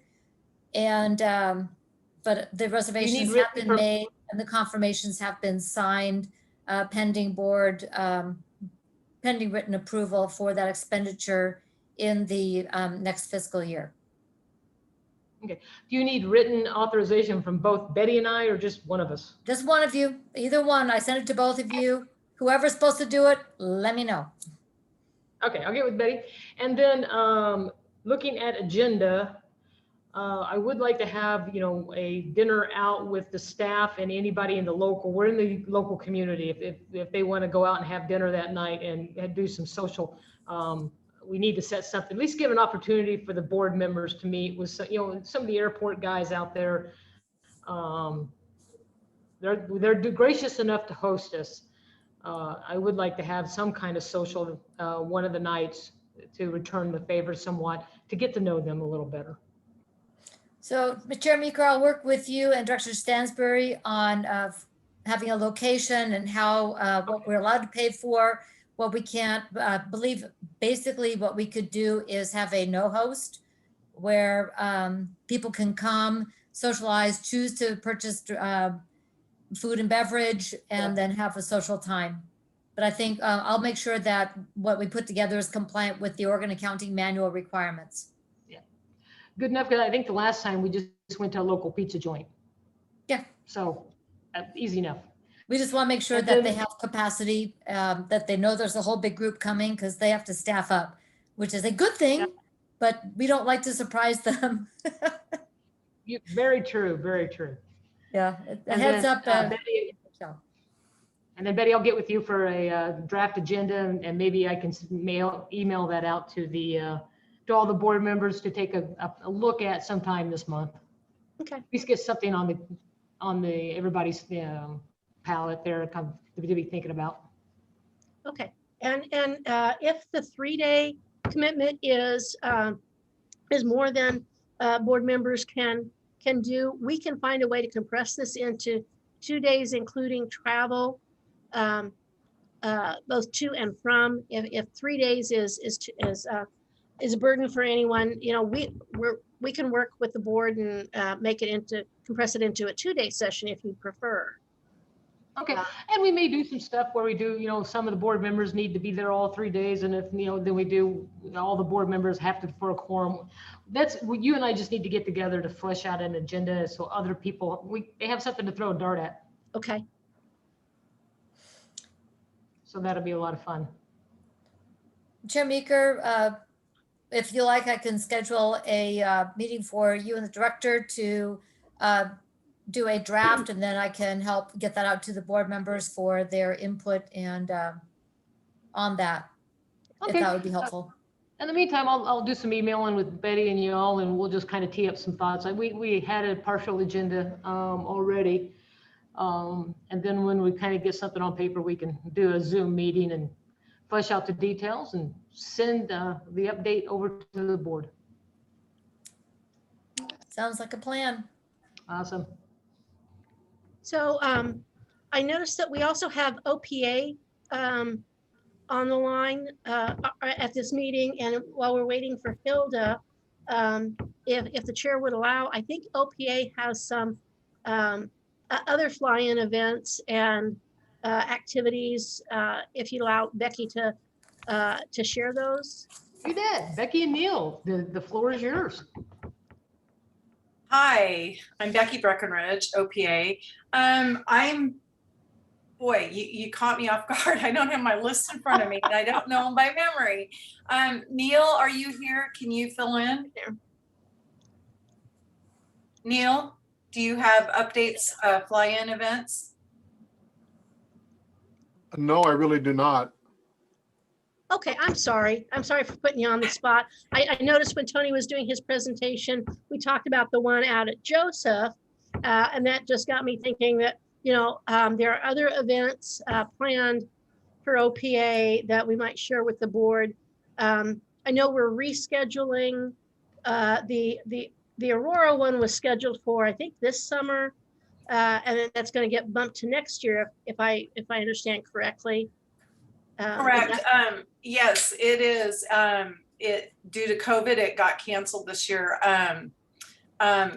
But we're doing a virtual educational conference in its place on November 6th. Okay. So I do know that one. Okay. And the OPA annual meeting is, usually it's in the fall. Are you holding that virtual this year, or is that in person? All I know of is the date we have set for our next meeting, which is in August, and we're going to hold that in person in an open hangar. We haven't set a date for the annual meeting yet.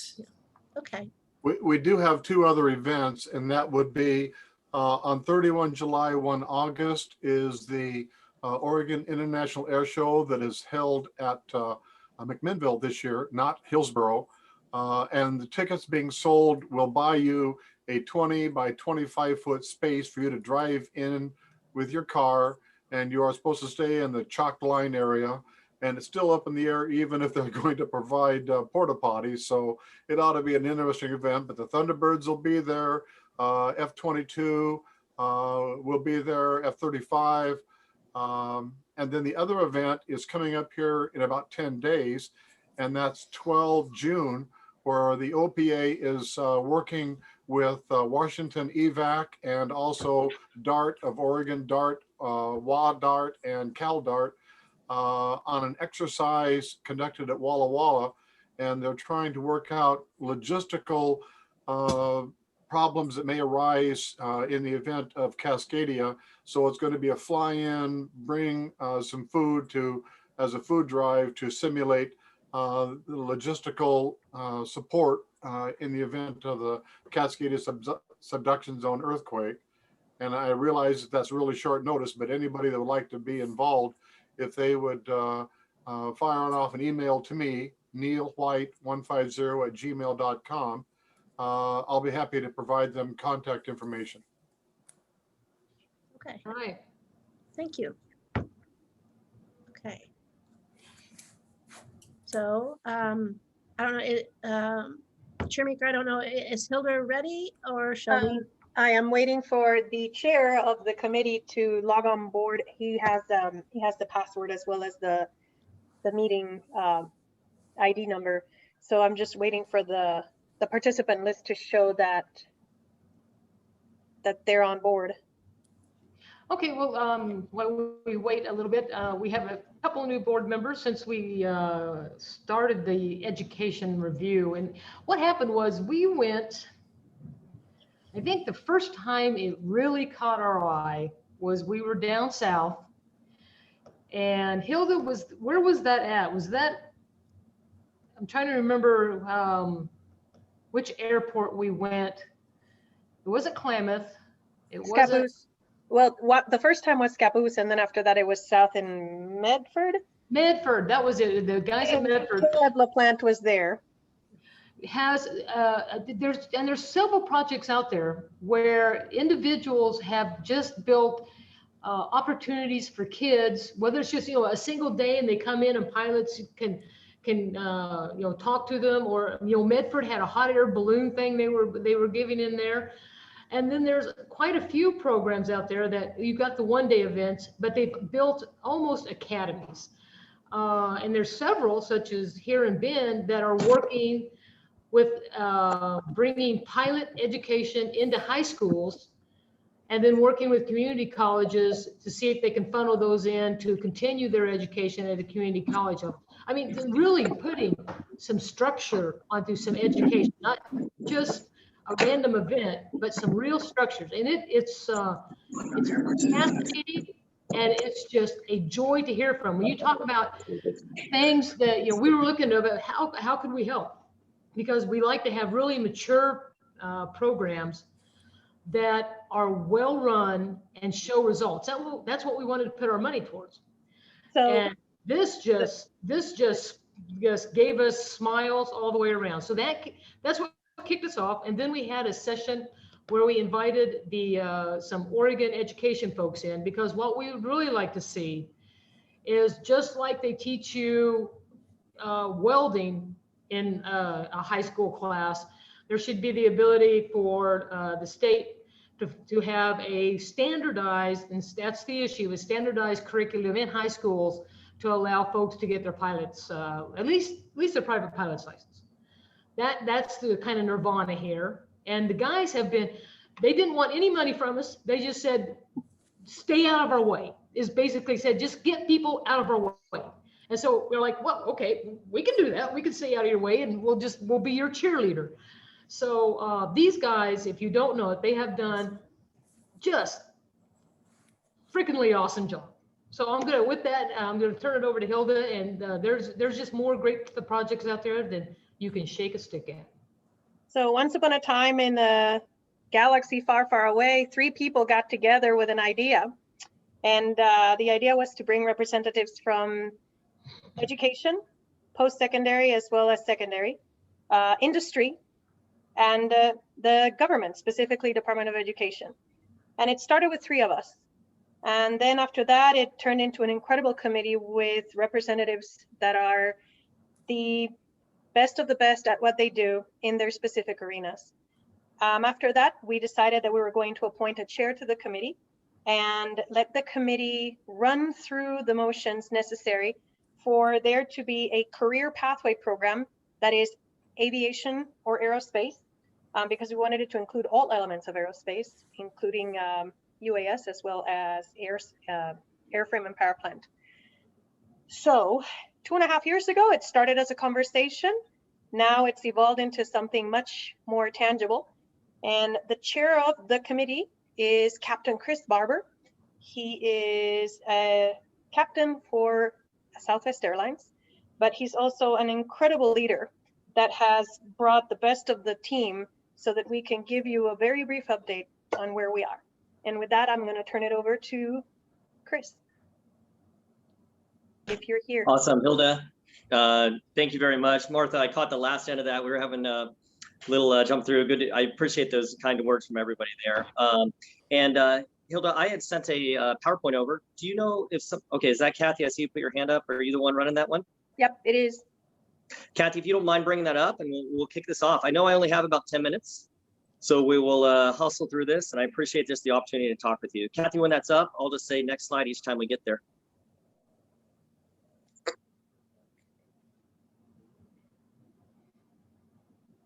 Oops, share screen.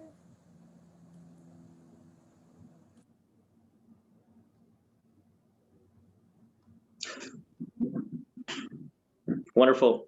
Well, hopefully you can all see that. and we'll kick off from here. So Hilda, thank you for the kind introduction. This is basically our aerospace program study. Next slide.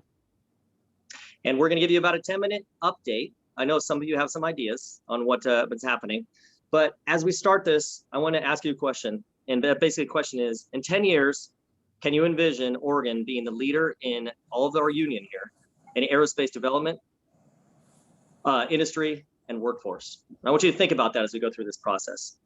Next slide. Why I ask you that is because we truly believe. So how this started, Hilda just brought this up and came up there that she was in the beginning of this process. 3 years ago, I met Kayla Lapine at a Oregon International Air Show.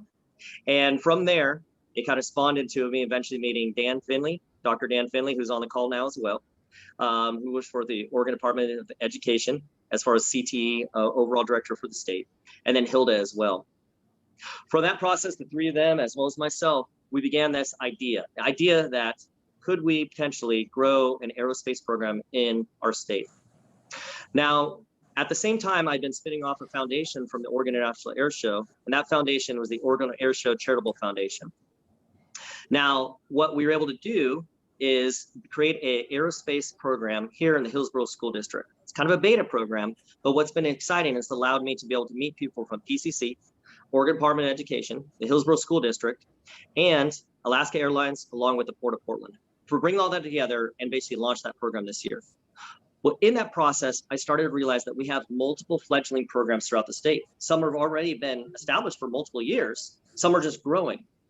But with the four of us, with Hilda, Caleb, and Dan and myself, we wanted to know, is it possible that we could create a statewide program of study and basically bring those points together here?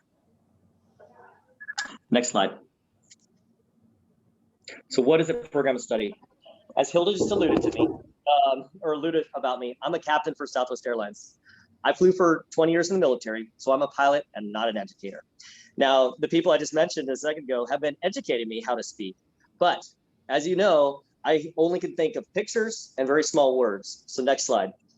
So when I describe what a program of study, if you already are aware of it, and when I butcher this, please give me grace in this process.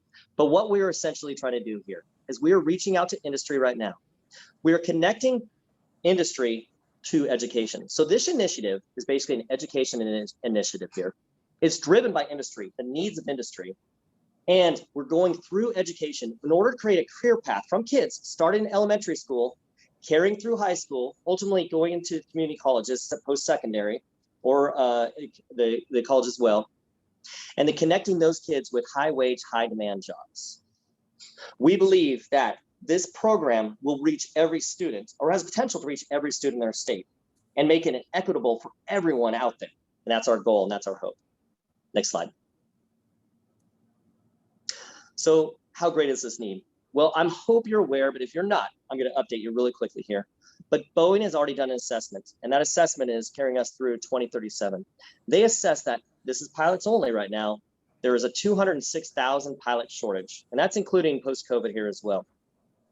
That number still matches for AMTs, or aviation technicians. So people that actually work in those planes, turn those wrenches. So we're talking about a 400,000 just in North America shortage. This doesn't even include our UAS engineering, or not. UAS being an emerging career field that's really unknown because it can go so many different paths here. So this need is massive. But in order to meet this need, we have to find ways to connect with people of diverse backgrounds as well as females in this industry. When I look around my industry as an aviation, or as a captain at Southwest Airlines, when you look at all the airlines out there, typically it's only 5.4% are female, 4.6 are of Latinx descent, and 4.8, these numbers might be off a smidge right now, but are of African American descent. We do a very poor job in aviation industry connecting to people that are not looking like myself, white in this process. So how do we connect with them? And the only way to meet these demands is to attract women as well as people that are less represented in this community. Next slide. Now, this aerospace process, how have we been taking this and where has it been going? Well, as Hilda alluded to a minute ago, About 2.5 years ago, we started this process. We were kind of moving pretty quickly in 2019, but ultimately what happened is COVID hit and we kind of slowed down that spot. Where we're at today. Well, today we've begun industry outreach. In the last 3 months, we've had 3 separate meetings with industry to connect with them to find out what their needs are. We have a good idea, but as you know, we must connect with them to find out exactly what they want to, so that we can tailor this program such that we can provide that need that industry is asking for. Just last week, we were able to meet with all the community college, career technical education directors, and many of the deans from the community college, the 22 community colleges throughout the state. And in that process, we told them what was going on with this program of study initiative. 5 of these schools, 5 of these post-secondary colleges already have aviation programs. They bought in. We wanted to ensure that the other 17 were aware of the fact, here's what's happening, and hear from the ones that are already doing it, so that they could know, hey, maybe we want to get on board with this. Might not be ready right now due to enrollment, funding, but we could see how we could tie into this emerging program that is developing here. And today, I have the opportunity to talk with you all as well. I've had an opportunity on sidebars to be able to meet with many of you, but I'm excited to be able to present this because as you can see in the right side of this display here, we have 2 overlays. One is all of our airports here in the state of Oregon, and one is our community college, our post-secondary connections as well. And you can see many cases, these 2 overlap, and there's a synergy that's created in this. It's a way that we can engage the community as well as tying kids into education and making it fun. Our goal and hope, I'd say it's our goal, is by this November here, we want to submit an aerospace program of study to the Oregon Department of Education. Let's talk a little bit about what that aerospace program of study will do. That aerospace program of study will provide access for kids throughout the state and more educators throughout the state to be able to create a program, some type of aerospace program, drawing from different levers that we're going to provide for them, education syllabus, so that kids can get engaged. Let's go to the next slide and I'll talk about that more. Our vision here is to connect with kids. When I look back at my life and my career, I became a fighter pilot for a simple fact that at the age of 6, I saw a fighter jet fly over my head when I was fly fishing with my dad. I then had a science teacher, my physics teacher in high school. He took us to Great America. Our physics final was riding roller coaster rides, building accelerometers, timing ourselves down there to figure out everything we just did this last year and coming experiential learning. Those 2 things changed the vector for my life and brought me to this opportunity to talk to you now. And ultimately, I also have been talking to the first officers I'm flying with. And I brought up the idea, if you in high school had an aviation or aerospace program, would have that changed?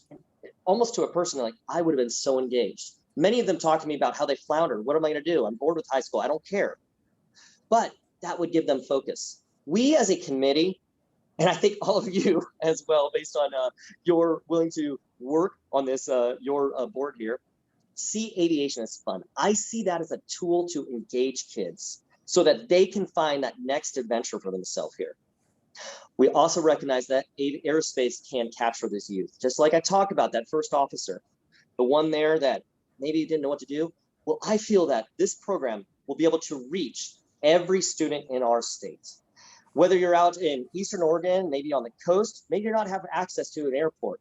But if we're able to push this forward through the Department of Education, they can make a small, maybe 1, 2, 3 credit, dual articulated class as we bring all of our community colleges in together so that a kid or a student can recognize that, hey, this is that excitement. We're planting that seed. We're putting that rock in their shoe so that when they're thinking or they're taking those steps, they're thinking about that aviation thing's fun. Maybe this is a path that I can follow right here. We're keeping it broad spectrum via aerospace because it's important to us to realize that there are emerging markets other than just pilots, just mechanics, just engineers. UAS is a way, an explosion in the path here.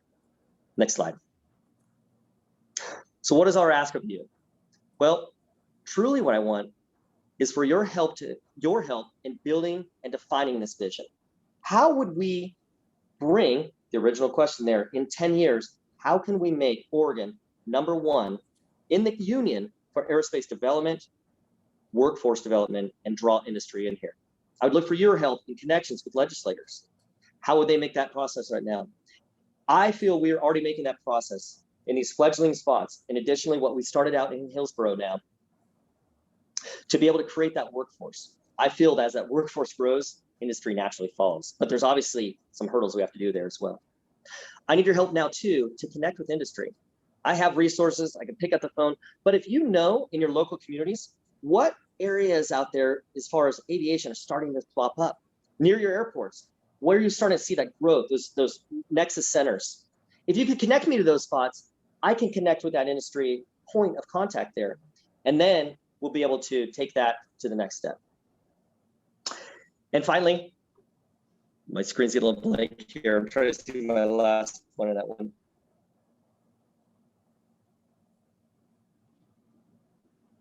Oh, Chris, you broke up a little bit. Can you say Finally, that last point right here. Yeah, sorry about that there. Finally, the last point that we're looking for your help here is helping us be able to connect with everyone in our state. I truly think, just like you have on your website right now, one of your objectives is how are you going to be able to engage and be able to connect with that community here. I believe this is a natural catalyst. As we start to engage with these kids and these students, we'll be able to then draw the community in behind this, and it's just a win-win run this process. So that's a quick presentation. That's a quick update of where we're at. And I want to turn it over to you now for what questions you have and maybe some next steps that we can all follow. All right, well, fantastic. Some of the thoughts, I get reminded, what can we do to help this out? I like to stay out of the way, is always good. But as we come through, what could we actually do? I am reminded by Betsy Johnson that we are not the Oregon Department of Schools. Our money should be spent on infrastructure at airports. And okay. But there is goodness, and there's a lot of good feeling about this from several board members on promoting it. And so that'd probably be going up for our Oregon, for an October, is kind of to continue to feel out. I think there's a fear out in our legislative community that we're just going to kind of throw dollars at, like events at air shows, and we're going to sponsor booths, and that you don't really, there's nothing hardcore for that, like doing pavement for an airport. Right. But I do believe that, if there's classroom space that may be provided in hard buildings, maybe sponsoring the purchases of airplanes that spark, like they have in several programs where kids build kit airplanes, but they got to have seed money to invest first. Mm-hmm. But if you could help us and any board members, how can we get behind this in a way that we are showing good due diligence with our funding? Or if it's just advocacy, that's wonderful. We'll be more than happy to go, sit on whatever desk we need to sit on. But we want to help. We're just not sure how we fit in. And that's been the issue to date, is we've been great cheerleaders, but golly gee whiz, this is such a good project. We would like to help more, but we just don't know how. That's encouraging words. Just the fact that you are engaged, you are excited. That's what I have felt from your board all along. So we can go back and get some specific points on that. As this morphs, I would love to. Hilda's already engaged and allowing us to work with you as a liaison. If anybody else is on and the board is interested, I would be encouraged to figure out, how do we bridge that gap? How can I give you that exact answer of where we can connect? Everything you already brought up is exactly where we're looking for. Maybe there may be a space that we can have in that rural Oregon where a kid can come into that airport, and we're breaking down those walls and those barriers such that they know that, oh wow, this is an opportunity for me. I can take this to that level. We can create that career path for someone. Okay. Tom, I saw you had your hand up. I did, yeah. I just wanted Chris to know I'm a product of exactly what he is saying. I went to Benson Polytechnic High School in Portland and majored in aviation, and it was an incredible program. And I would say that probably about 100 kids a year, it was an all boys high school at that time, but 100 kids a year were in the aviation program. And I know that many of us wound up being airline pilots. Many wound up military pilots. A lot of technicians or mechanics came out of that program, and it got shut down. And oh, really? Oh yeah, they shut it down years and years ago, but it was an incredible program. And I just know it works. And I know that it has worked for hundreds and hundreds of people that I'm aware of. So, yeah. That's encouraging. Thank you. Fantastic. So, Madam Chair, to give you an example of what has worked in other states that are trying to do the same thing, they have built a partnership with some of the local airports that are neighbors of high schools and community colleges so that they can build a relationship as far as logistics and facilities so that they don't have to worry about the financial burden of rental space or anything else, as well as partnerships with the flight schools that may have flight instructors or other people that are certified that could also jump on board and help build the program and also seek some financial assistance. I know that there's Pell Grants that can help, and there's other kinds of funding available in the shape of scholarships and fellowships for students interested in pursuing the programs at the community college level. However, we don't know if in Oregon there's already a system for us to search for the financial support from the private industry, either in the shape of resources, talent, or grants. So that's where things are right now. Yeah. Okay. And that'll be an interesting discussion. I think, there's some stuff we can do, but I do sense that there's a desire to see hard infrastructure at the end versus, it's the same reason why we don't fund aircraft operations. We fund hard infrastructure. And, but I would imagine somewhere we can help. I just don't know where yet. Well, that's encouraging. Even that, ma'am, helps us because it gives us a little bit of vector of what you were looking forward to. And so that'll be super helpful. We'll take that back to our board as we start to develop that. Fantastic, fantastic. Vince, you were out there in Medford and you were as impressed as I were with what we saw. Thoughts about continued engagement and trying to move forward, and if there's anything you'd want to see about more explanation on this or more discussion at an off-site somewhere like in October, or just your thoughts in general.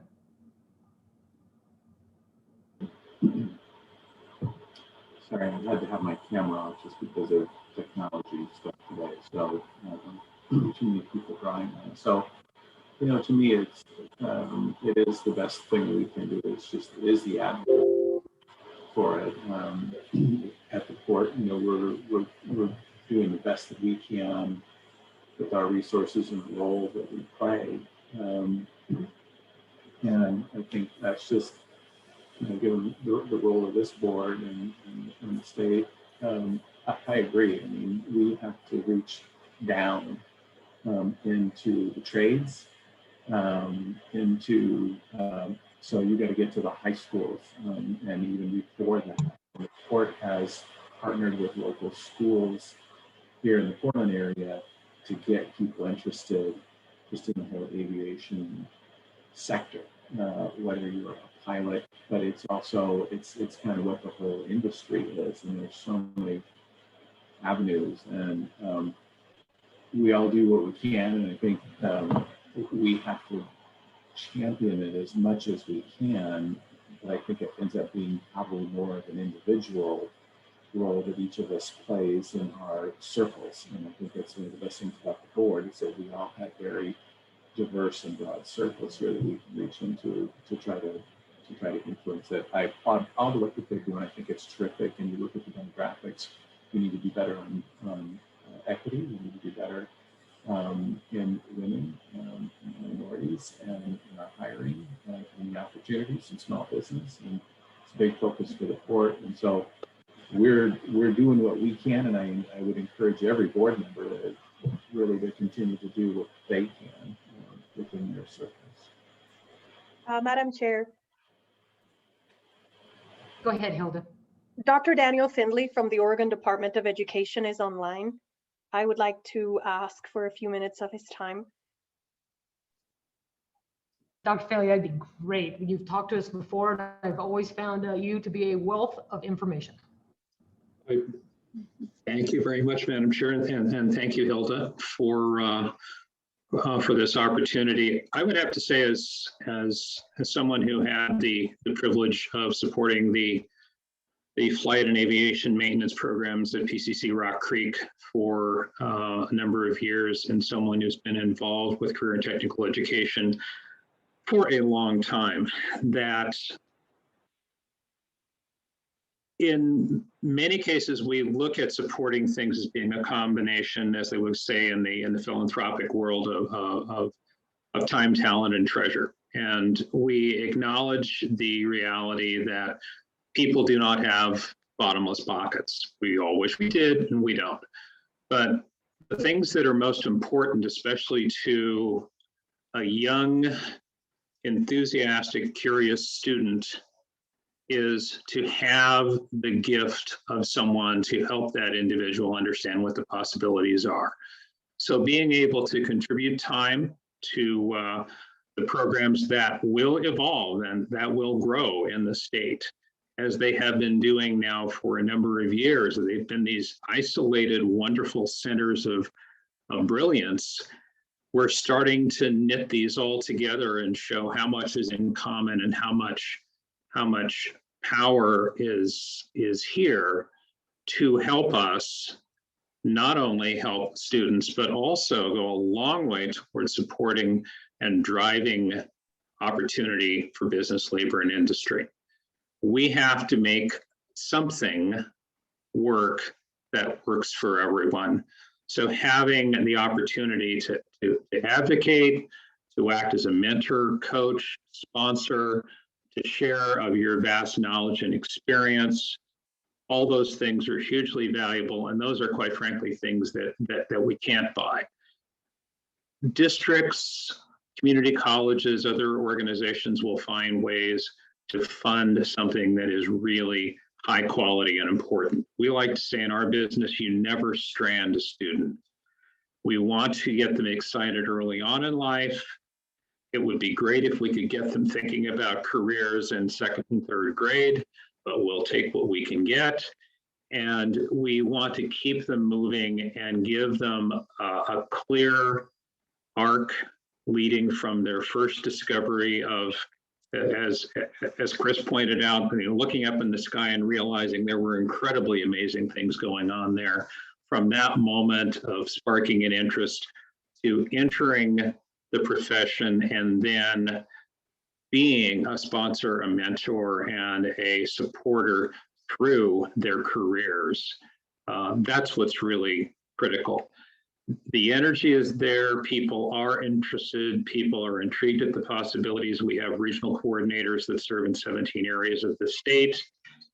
And my phone's making noise. Sorry about that. And they are hearing strong areas of interest and enthusiasm. People would like to see something like this really work. And my hat's off to what's been done in Hillsborough, but also recognizing what's happened with Outlaw Aviation, what's happened up in Joseph, what's happened down at Southern Oregon Air Academy. These are all opportunities to build really a machine, a juggernaut that will change the way we do aviation, aeronautics, and aerospace in the state of Oregon, from the UAS range up in Pendleton to people flying for timber, flying for agricultural purposes. All of that is very, very critical. And I think this is an exciting opportunity for us to really change something that's needed changed for a while. And your advocacy, your partnership, but most of all, what's going on inside your minds and your experience, those are the greatest contributions at this stage. And then we just keep iterating it, we continuously improve it. And then I think we can get to that 10-year mark that Chris was alluding to at the beginning of his remarks. And we know that we have to.